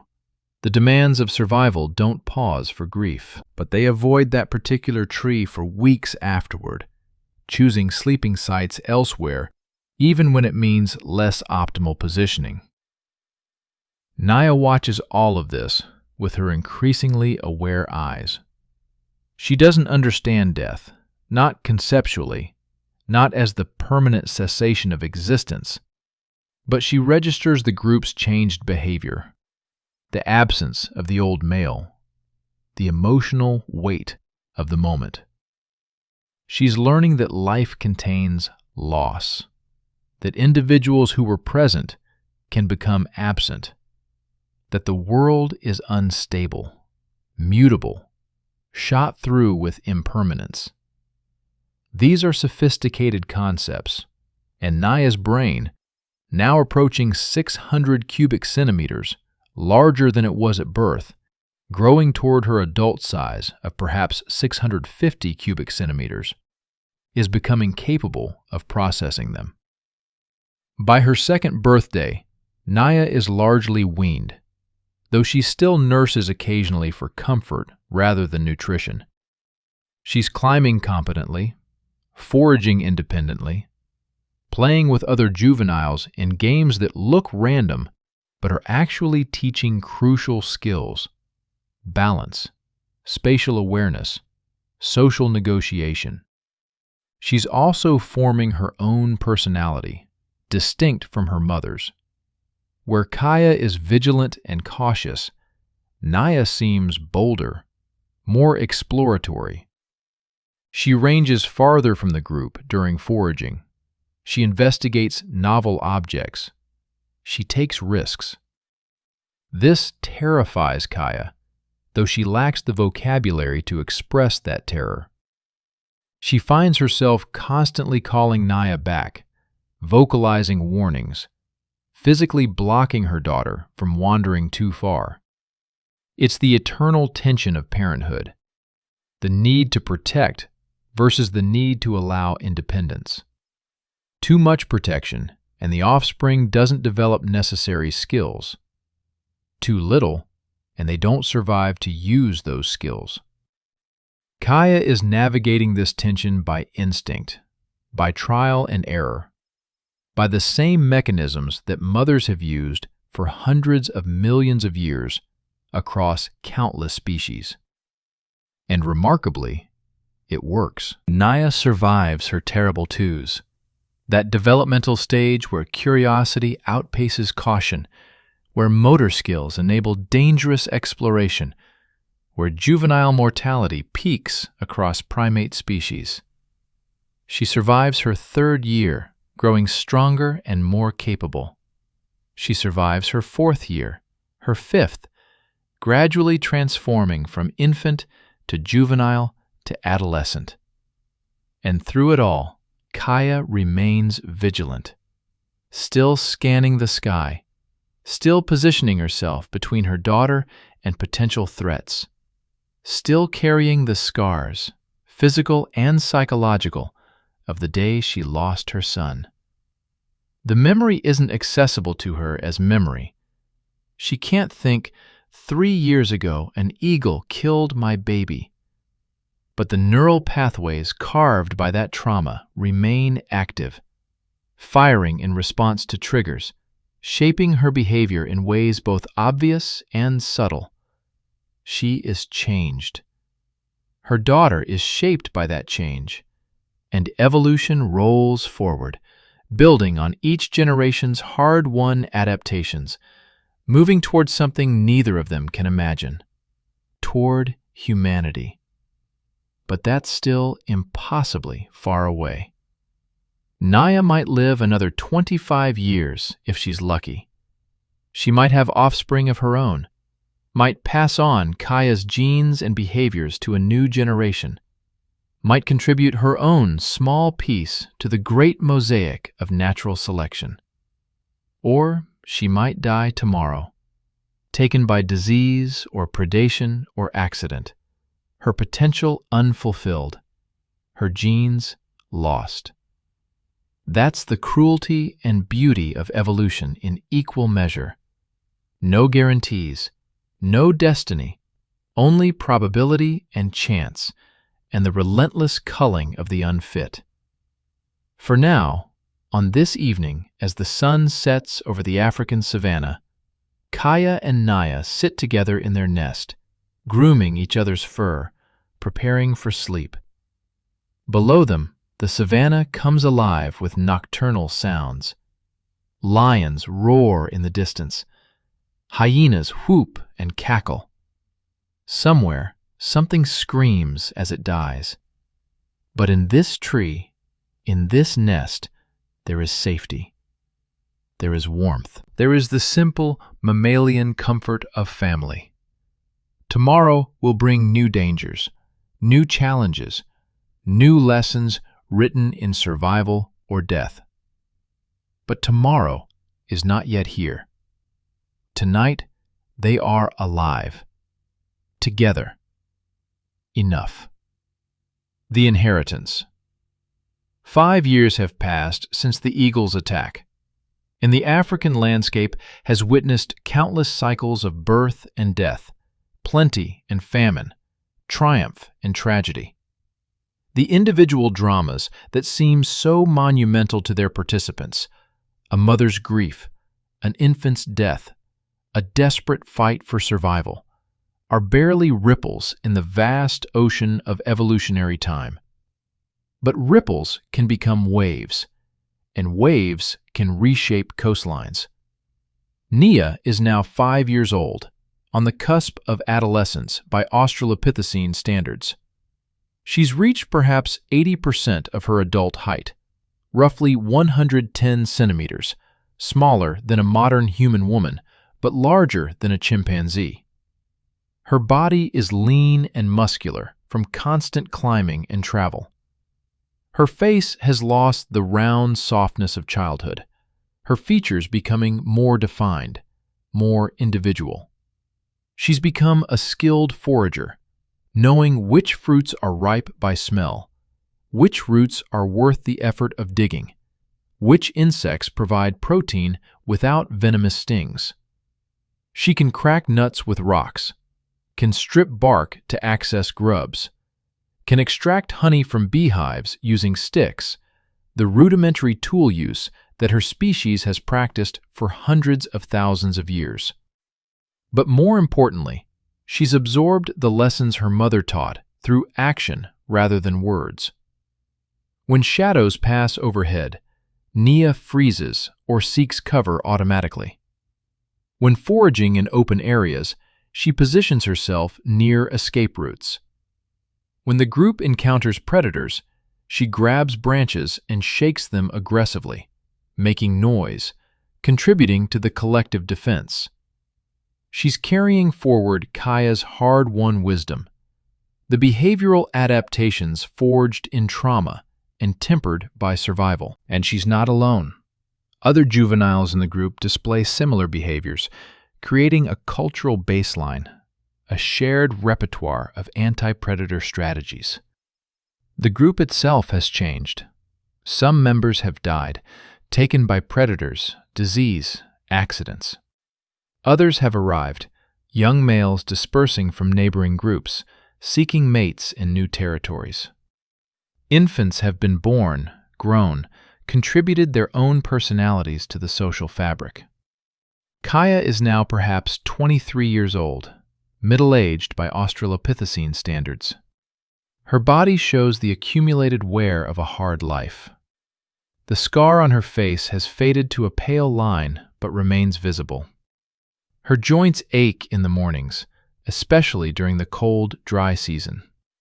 Her teeth, those crucial tools for processing tough savanna foods, are wearing down, though not yet critically. She's had 2 more infants since Nia. One died at 6 months, possibly from disease, though Kaya couldn't know the cause. The other, a male now 2 years old, is thriving. He rides on Kaya's back during long foraging trips, his small hands gripped in her hair, his eyes wide as he takes in the dangerous, beautiful world. Kaya divides her attention between her 2 surviving offspring with the efficiency of a mother who's done this before. She's less anxious than she was with Nia, more confident in her abilities, though no less vigilant about threats. But Nia is beginning to need her less. This is as it should be, the natural progression toward independence, toward eventually forming her own reproductive partnerships and raising her own young.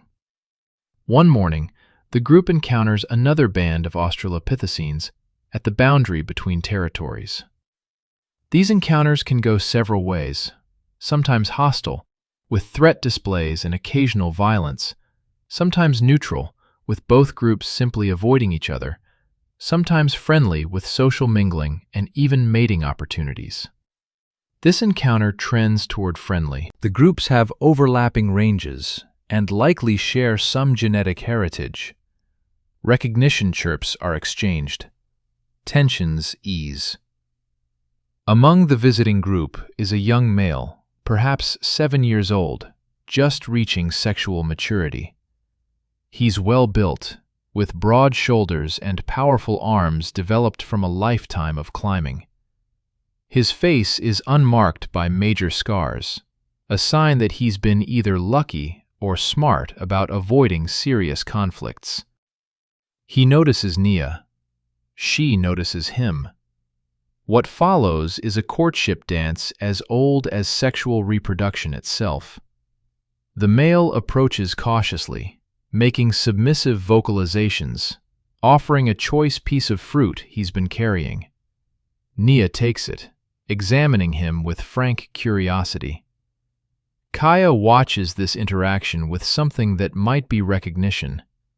Her daughter is growing up, moving toward the next phase of life, preparing to continue the chain of generations.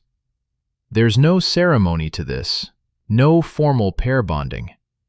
The male and Nia simply spend time together over the next few days while the groups mingle, grooming each other, sharing food, engaging in the social bonding that may or may not lead to mating.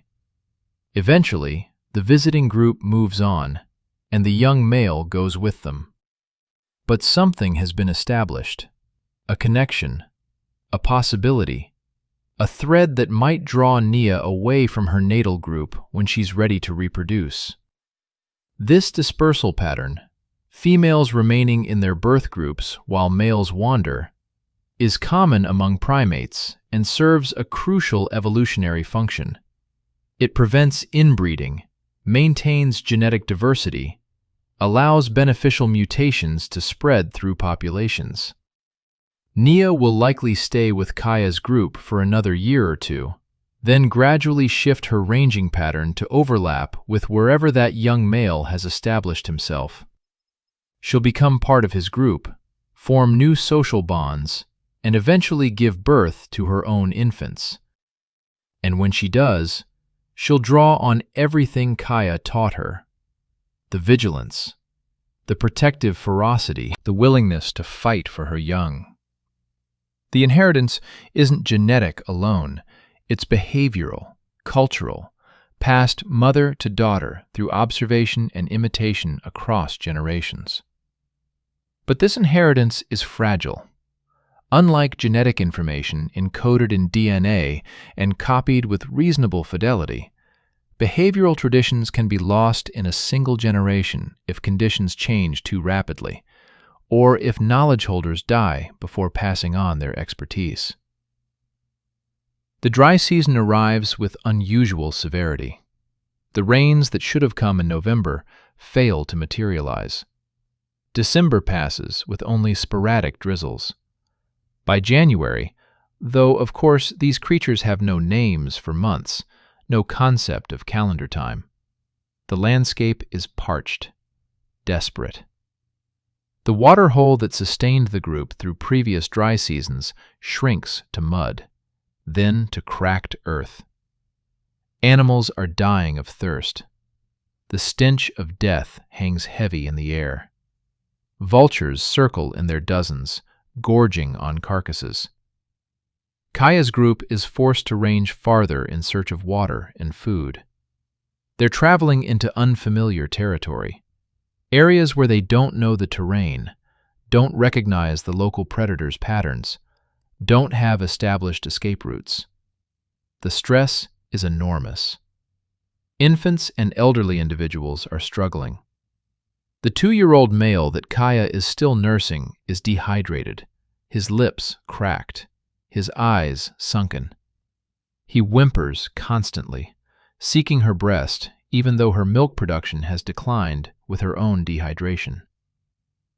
One afternoon, after hours of traveling under a merciless sun, the group finds a small seep. Not a proper waterhole, but a spot where groundwater reaches the surface, creating a muddy depression perhaps 2 meters across. It's not much, but it's water. The group converges on it desperately. Adults and juveniles alike kneel in the mud, cupping hands to bring the murky liquid to their mouths. The taste is foul, thick with minerals and algae and the waste of animals that came before. But it's wet, and that's what matters. Kaya is drinking deeply, her son cradled against her, when Naya makes a sound that's pure terror. Everyone looks up, and there, at the edge of the clearing, is a saber-toothed cat.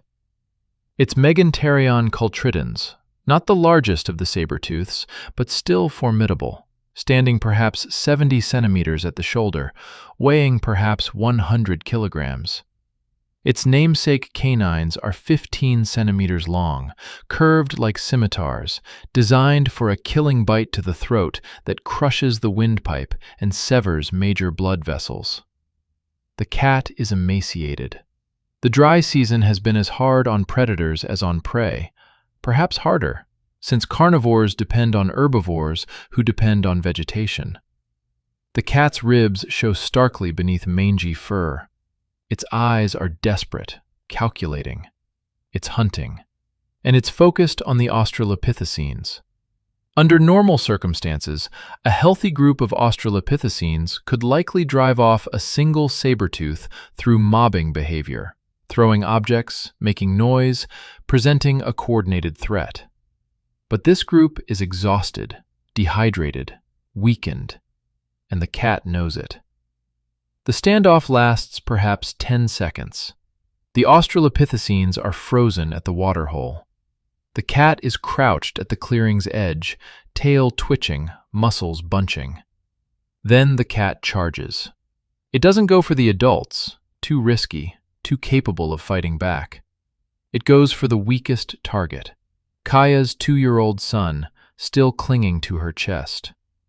Everything happens in horrific slow motion. The cat covers 10 meters in perhaps 2 seconds, moving with liquid grace despite its emaciated condition.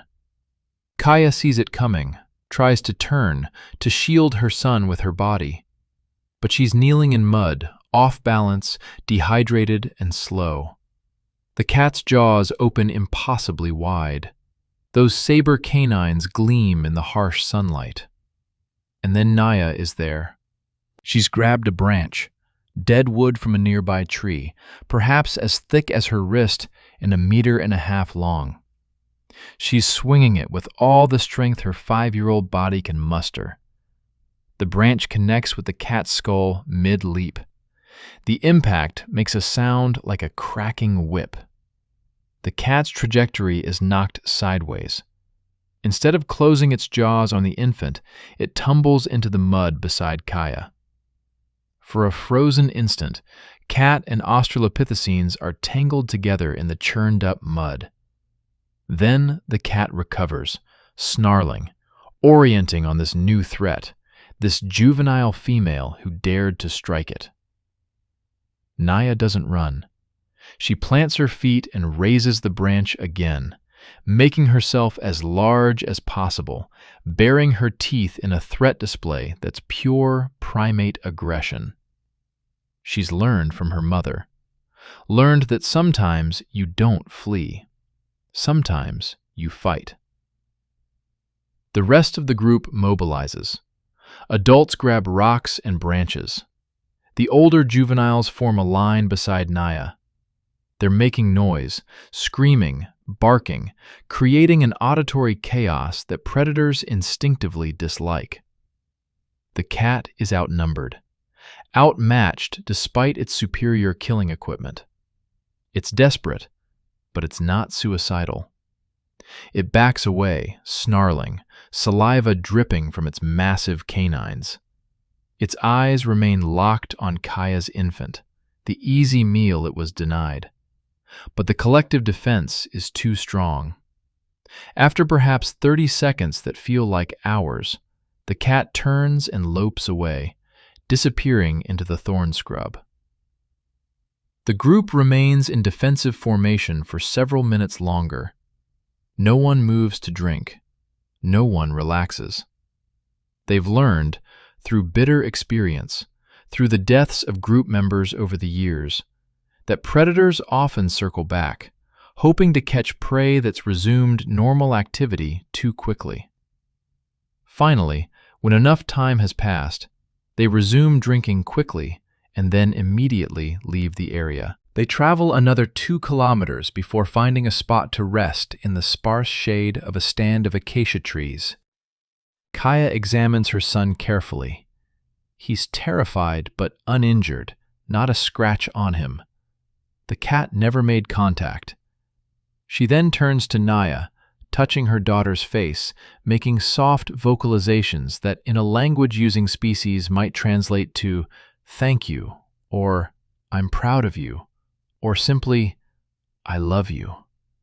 Naya has saved her brother's life, has internalized the lessons of defense and collective action and maternal protection so deeply that they've become reflexive, automatic. The behavioral inheritance is complete. The cultural transmission has succeeded. What Kaya learned through tragedy, Naya has learned through observation. And Naya's own future offspring, if she survives to have them, will learn in turn. This is how innovation spreads through populations. This is how defensive strategies become standardized, how populations adapt to predation pressure faster than genetic evolution alone could manage. The group survives the drought. Barely. 2 elderly individuals don't make it. They simply lie down one day and don't get up again, their bodies unable to cope with the extreme stress. But the others persist, ranging ever farther, finding isolated water sources, eating foods they normally wouldn't touch, bitter roots, insects, even scavenged meat when they can drive smaller predators off kills. When the rains finally come in March, the relief is palpable. Water pools form. Vegetation explodes from dormancy. The herds return. Life becomes easier. And in this easier time, Naya comes into her first estrus. Her body, delayed by the severe drought conditions, finally signals its readiness to reproduce. She's technically still young. Most Australopithecine females don't reproduce until 6 or 7, but the population has been stressed, and evolution favors those who can reproduce successfully under challenging conditions. She leaves her natal group, following the pull of hormones and half-remembered encounters with that young male from months ago. Her departure is gradual. She doesn't simply vanish one day, but rather spends increasing amounts of time ranging at the periphery of the group's territory, then beyond it. Kaya doesn't try to stop her. Some instinct recognizes this as natural, as the way things should be. There's no grief at this separation. Naya isn't dead, merely gone, and the concept of permanent absence doesn't fully register. But there is a shift in Kaya's daily experience. The daughter who was her constant companion for 5 years is now absent. The individual she protected and taught and shaped is now independent, following her own path. It's the natural order, the way of all living things. Parents nurture offspring toward independence, then release them to continue the cycle. 3 months later, Naya is pregnant.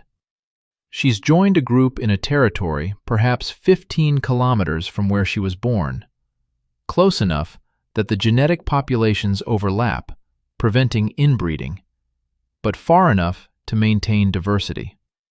The young male she encountered months ago is part of this group. Whether he's the father of her developing infant is impossible to know. Australopithecine mating systems likely involved multiple partners, preventing any male from being certain of paternity, but ensuring that all males in a group had investment in protecting infants. Naya's pregnancy proceeds normally.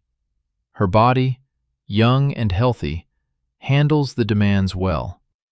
She continues foraging throughout, her belly swelling gradually, her movements becoming more careful as her center of gravity shifts. And as she moves through her pregnancy, carrying the next generation, she finds herself becoming more vigilant, scanning the sky more frequently, positioning herself in denser cover, responding aggressively to potential threats. She doesn't consciously think, "I must protect my baby because an eagle killed my brother."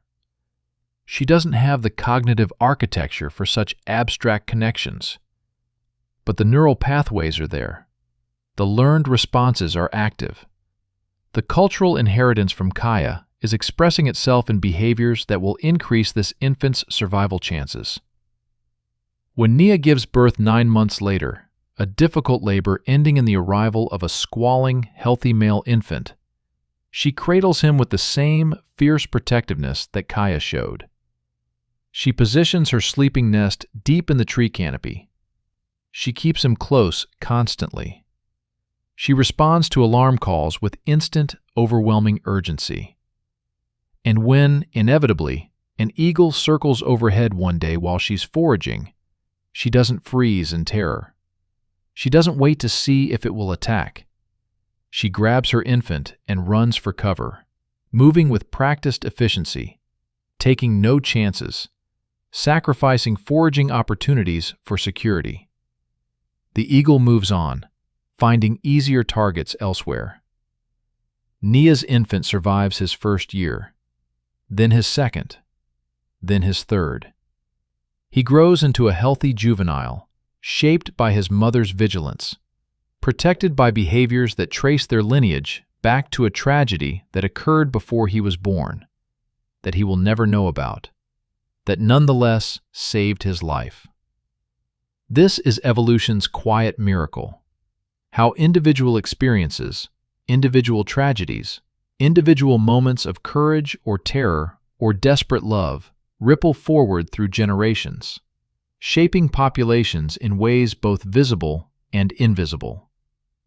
Kaya's grief transformed into Nia's vigilance, transformed into the survival of Nia's offspring, who will carry these behavioral patterns forward into their own reproductive lives, propagating them through the population until what began as one mother's trauma response becomes standardized, becomes normal, becomes the way this population deals with aerial predators. And 3.4 million years later, when paleontologists examine fossils from this period and note the changes in predation patterns, the slight decline in eagle-caused mortality in Australopithecine populations from this region and time, they'll see the statistical evidence, but they'll miss the story.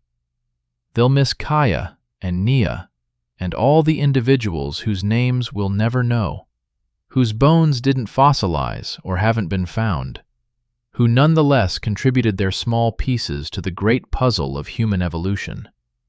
They'll see the data, but they'll miss the love. And perhaps that's the most important thing to understand about evolution. It's not just about genes and mutations and selective pressures rendered as abstract mathematics. It's about mothers fighting for their babies, about fear and courage and the fierce will to survive, about lessons passed from generation to generation through actions rather than words, about individuals who matter, whose choices echo forward through deep time. The grand narrative of evolution is built from billions of small narratives, from moments of terror and triumph, from losses that reshape behavior, from love that transcends the ability to articulate it. Kaya will live another 7 years after Nia's departure. She'll have one more infant, her last, born when she's 26. She'll watch her remaining offspring grow toward independence. She'll teach them what she knows, pass forward what she learned. And then, one morning when she's approximately 30 years old, ancient by Australopithecine standards, she simply won't wake up. Her heart will stop in her sleep, worn out from decades of constant vigilance and hard living. The group will pause by her body, touching her, vocalizing softly. Then they'll move on, as they must, as life demands. But what she taught will remain. will continue spreading through populations, will compound with other innovations, other adaptations, other hard-won lessons. And 3 million years later, her distant descendants will have conquered the planet, will have eliminated the predators that stalked her, will have transformed from prey to apex predator so completely that they'll forget they were ever anything else. But it started here, in moments like these, with mothers like Kaya, fighting, loving, surviving, teaching the next generation how to do the same. The fossil record. Let us now leap forward through the abyss of time. Let us leave Kaya and Nia and their immediate descendants and hurtle through 3.4 million years of geological history, through ice ages and warm periods, through the rise and fall of countless species, through continental drift and volcanic eruptions and asteroid impacts, through the gradual transformation of ape into human. Let us arrive in the year 1924, in a limestone quarry near the village of Taung in what is now South Africa. The foreman's name is M. de Bruin, and he's frustrated. The quarry workers keep finding fossils, which is interesting from a scientific perspective, but annoying from a commercial one, as it slows down the extraction of limestone needed for construction projects. The workers have standing orders to collect any interesting-looking fossils and set them aside. Today, they've found something unusual. A small skull, still partially embedded in limestone matrix. The size suggests a young primate, perhaps a baboon. De Bruin sets it aside with the other specimens to be sent to Professor Raymond Dart at the University of the Witwatersrand in Johannesburg. The fossil travels by rail to Johannesburg, packed carelessly in a crate with other limestone chunks and geological samples. It arrives on a Saturday in November, specifically November 15, 1924, and sits unexamined for several hours because Professor Dart is preparing for a wedding. He's serving as best man, and guests are already arriving at his home. The proper thing to do would be to leave the fossils until Monday, to focus on the social obligations at hand. But Dart is, above all else, a scientist. And when he opens the crate and sees that small skull staring back at him from its limestone tomb, something in his trained eyes recognizes that this is no ordinary baboon.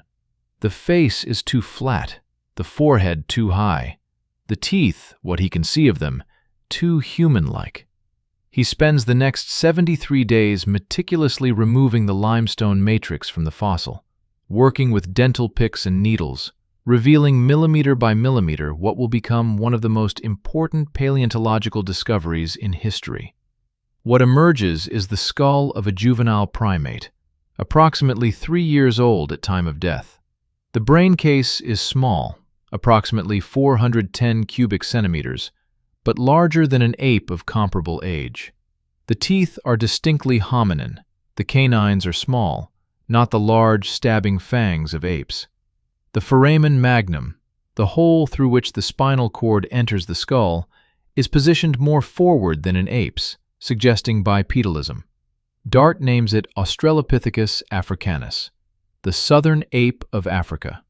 He publishes his findings in the journal Nature on February 7, 1925, arguing that this fossil represents a transitional form between apes and humans, a missing link in human evolution.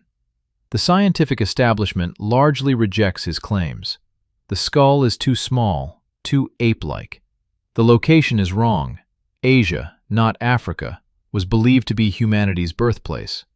Dart must be mistaken. This is just an odd ape, nothing more. It will take decades for the significance of the Taung Child to be fully recognized. Additional fossils of Australopithecus africanus will be found. The African origin of humanity will be confirmed through multiple lines of evidence. Dart will be vindicated. But in 1924, holding that small skull in his hands, Dart cannot know any of this. He can only feel the weight of deep time, can only marvel at the fact that he's looking into the face of a creature that lived millions of years ago, a creature that might be his own distant ancestor. He examines the skull from every angle, making detailed notes, taking photographs, and in his meticulous documentation, he notes something curious. 2 small puncture wounds in the skull, positioned close together, penetrating through the bone.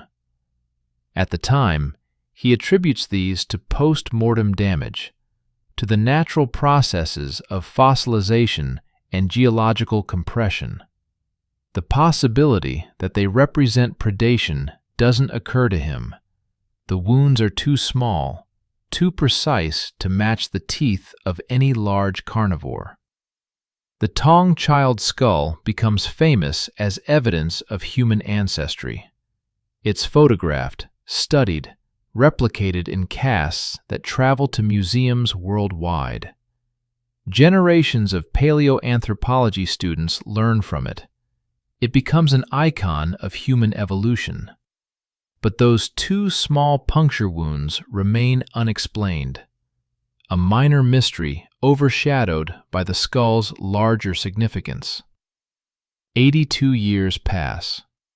In 2006, paleoanthropologist Lee Berger and ornithologist Ron Clark are collaborating on a study of predation in early hominins. They're examining fossil collections with fresh eyes, looking specifically for evidence of how our ancestors died, rather than just how they lived. They request to examine the original Taung Child skull, now housed carefully in the University of Witwatersrand's fossil collection. Using modern imaging techniques, high-resolution photography, digital microscopy, CT scanning, they examine those puncture wounds that Dart noted 82 years earlier. And they see something Dart couldn't have seen: a pattern. The 2 puncture wounds are spaced exactly 4.5 centimeters apart. They're of uniform depth, approximately 2 centimeters, penetrating the outer skull table but not quite reaching the brain cavity. They're angled slightly downward and inward, as if made by curved talons striking from above. Berger and Clark begin comparing these wounds to modern predation patterns. Lion bites don't match, too large, wrong spacing. Leopard bites don't match, different pattern entirely. Saber-toothed cat? Wrong morphology. Hyena? Not even close. But when they compare the wounds to talon marks from modern African crowned eagles, when they measure the spacing between an eagle's talons, when they examine eagle kills of modern monkeys and small primates, the match is perfect. The spacing is identical. The depth is consistent.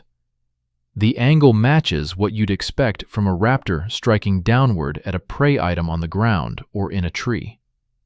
They examine the rest of the skull more carefully and find additional evidence. Scoring marks on the bone consistent with beak damage. The overall preservation pattern suggests the skull was deposited in a cave system, exactly where eagles create feeding sites, bringing prey to safe locations to consume. They published their findings in the American Journal of Physical Anthropology. The paper's title is direct: Eagle Involvement in Accumulation of the Taung Child Fauna. The conclusion is inescapable. The Taung Child was killed by an eagle, was carried to a cave system, was consumed there. The skull, perhaps dropped by the eagle or discarded after the brain and soft tissues were eaten, fell into limestone sediments where it fossilized over millions of years. The iconic fossil, the evidence of human ancestry, the skull that transformed our understanding of where we came from, is also evidence of something else. Our ancestors were prey. The implications ripple through paleoanthropology. Researchers begin re-examining other early hominin fossils with this perspective. How many of the bone accumulations attributed to carnivore dens might actually be raptor feeding sites? How many skulls with unexplained damage might bear talon marks? The answers are sobering. Evidence of eagle predation appears throughout the early hominin fossil record. Not constantly, not as the primary cause of death, but present, persistent, a steady pressure shaping our ancestors' evolution. Studies of modern primate populations under heavy eagle predation revealed the selective pressures at work. Primates that survive eagle attacks tend to be more vigilant, scanning the sky frequently, more likely to forage in groups rather than alone, more likely to use dense cover, more aggressive in mobbing aerial predators, faster to respond to alarm calls. These are behavioral traits, not encoded in DNA directly, but in the neural architecture that makes learning these behaviors easier, that predisposes individuals toward vigilance, toward social cohesion, toward defensive aggression. And over thousands of generations, populations shift. The individuals who are naturally more vigilant reproduce at higher rates. The ones who respond faster to threats survive more often. The ones who cooperate better with group members get protected and protect others in return. The brain expands to handle the cognitive load, remembering predator patterns, processing rapid threat assessment, coordinating group defense. Larger brains are expensive, requiring more calories, longer childhoods, more intensive parental care. But the alternative is death, is leaving no offspring, is evolutionary extinction. So the brain grows. From 450 cubic centimeters in Australopithecus africanus to 600 in Homo habilis, to 900 in Homo erectus, to 1350 in modern Homo sapiens. That growth isn't random. It's not just genetic drift allowing brain size to increase for no reason. It's driven by selective pressures, by environmental challenges, by the constant arms race between predator and prey. Eagles aren't the only pressure, of course. There are saber-tooths and hyenas, and environmental changes, and the cognitive demands of tool use and social complexity. Evolution is multifactorial, shaped by dozens of selective pressures operating simultaneously. But the eagles mattered. The evidence is there, preserved in stone, in puncture wounds that outlasted empires and continents, that survived 3.4 million years to tell us a story we might otherwise never have known. Modern genetic studies confirm what the fossils suggest. Analysis of ancient DNA, extracted from more recent hominin fossils where soft tissue preservation allows it, shows selective sweeps in genes related to visual processing, particularly motion detection, stress response and threat assessment, social cognition and cooperation, maternal care and infant attachment. These genetic signatures appear at different times in hominin evolution, accumulating over millions of years. They're the molecular evidence of selection, of populations shaped by predation and climate and social complexity. And buried in that genetic record, though we can't tease out the specifics, are echoes of individuals like Kaya. Mothers whose fierce protectiveness kept their offspring alive. Fathers whose vigilance spotted threats early. Juveniles whose quick learning absorbed defensive strategies. Their names are lost. Their individual stories are gone. But their genes persisted. Their behaviors propagated. Their contributions to the gene pool echo forward through time.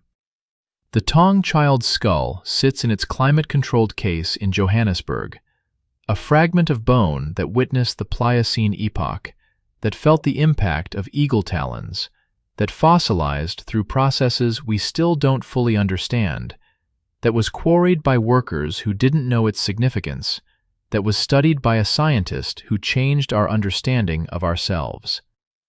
It's just calcium and phosphate, minerals arranged in patterns that once held living tissue. But it's also a message from deep time, a data point in the vast experiment of evolution, a reminder that the path from ape to human was not straightforward or destined or easy. It was brutal. It was contingent. It was shaped by predators we eventually eliminated so thoroughly that we forgot they once hunted us.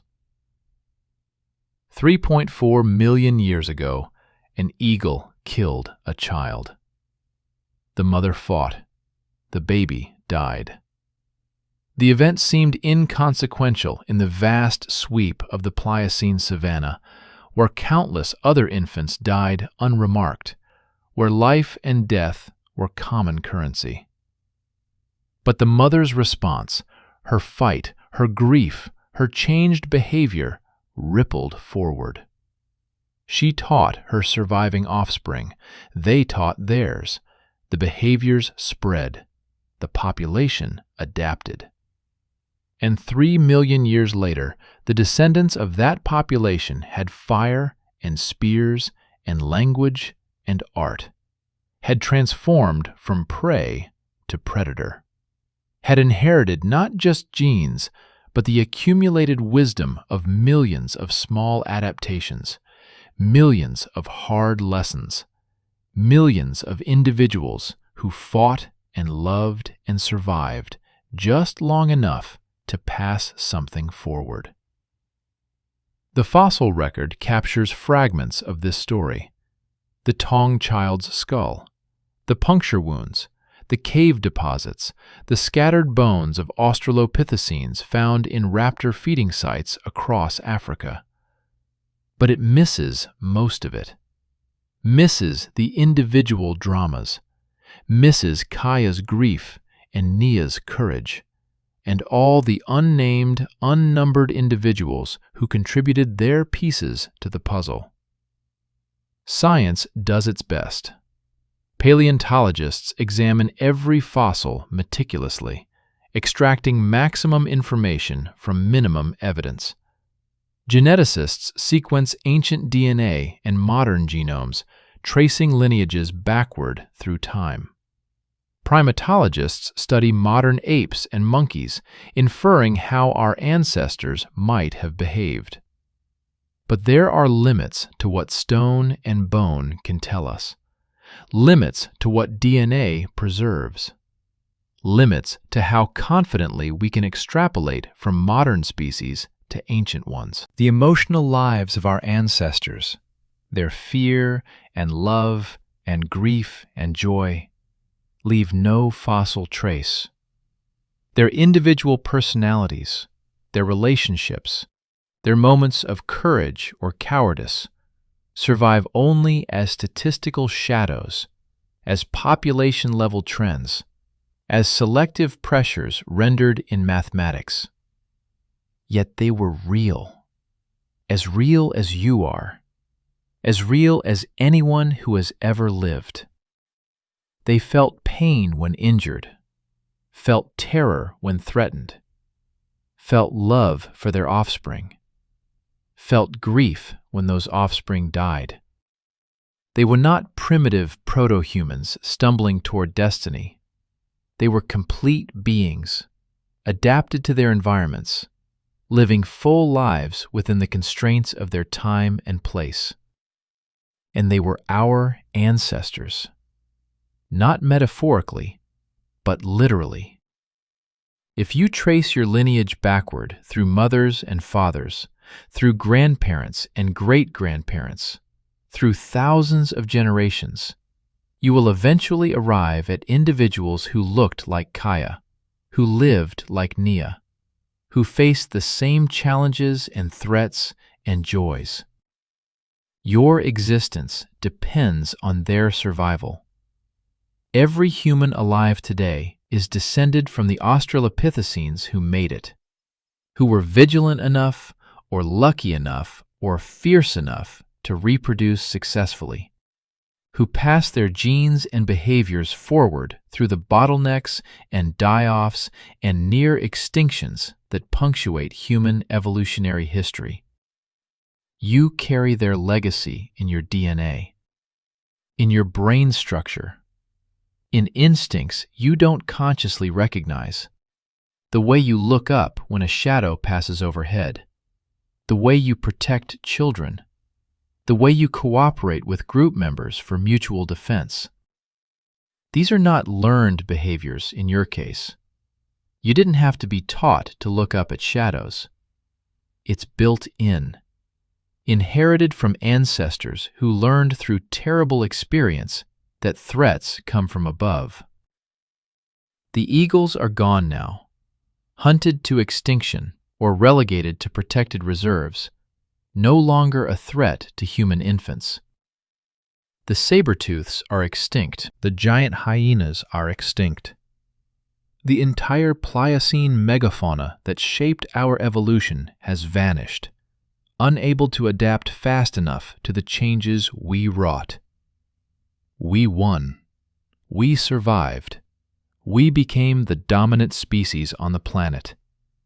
But the victory was not inevitable, was not destined, was built on the accumulated sacrifices of countless individuals who died so that others might live, who learned lessons written in blood and fear, who adapted just quickly enough to stay ahead of extinction. And somewhere in that vast chain of survival, in that 3.4 million year journey from prey to predator, there was a mother named Kaya who fought an eagle. She lost her baby that day, but she survived. And her survival, her changed behavior, her fierceness and vigilance, contributed its small piece to the eventual triumph of her lineage. The Taung Child's skull commemorates the loss. The puncture wounds testify to the predation.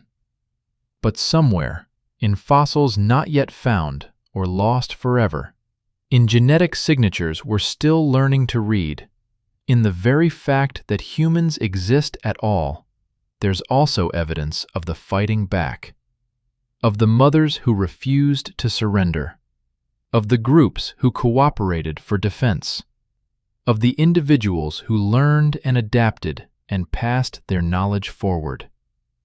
That evidence is harder to see, harder to quantify, doesn't fit neatly into scientific papers or museum displays, but it's there, written in our survival.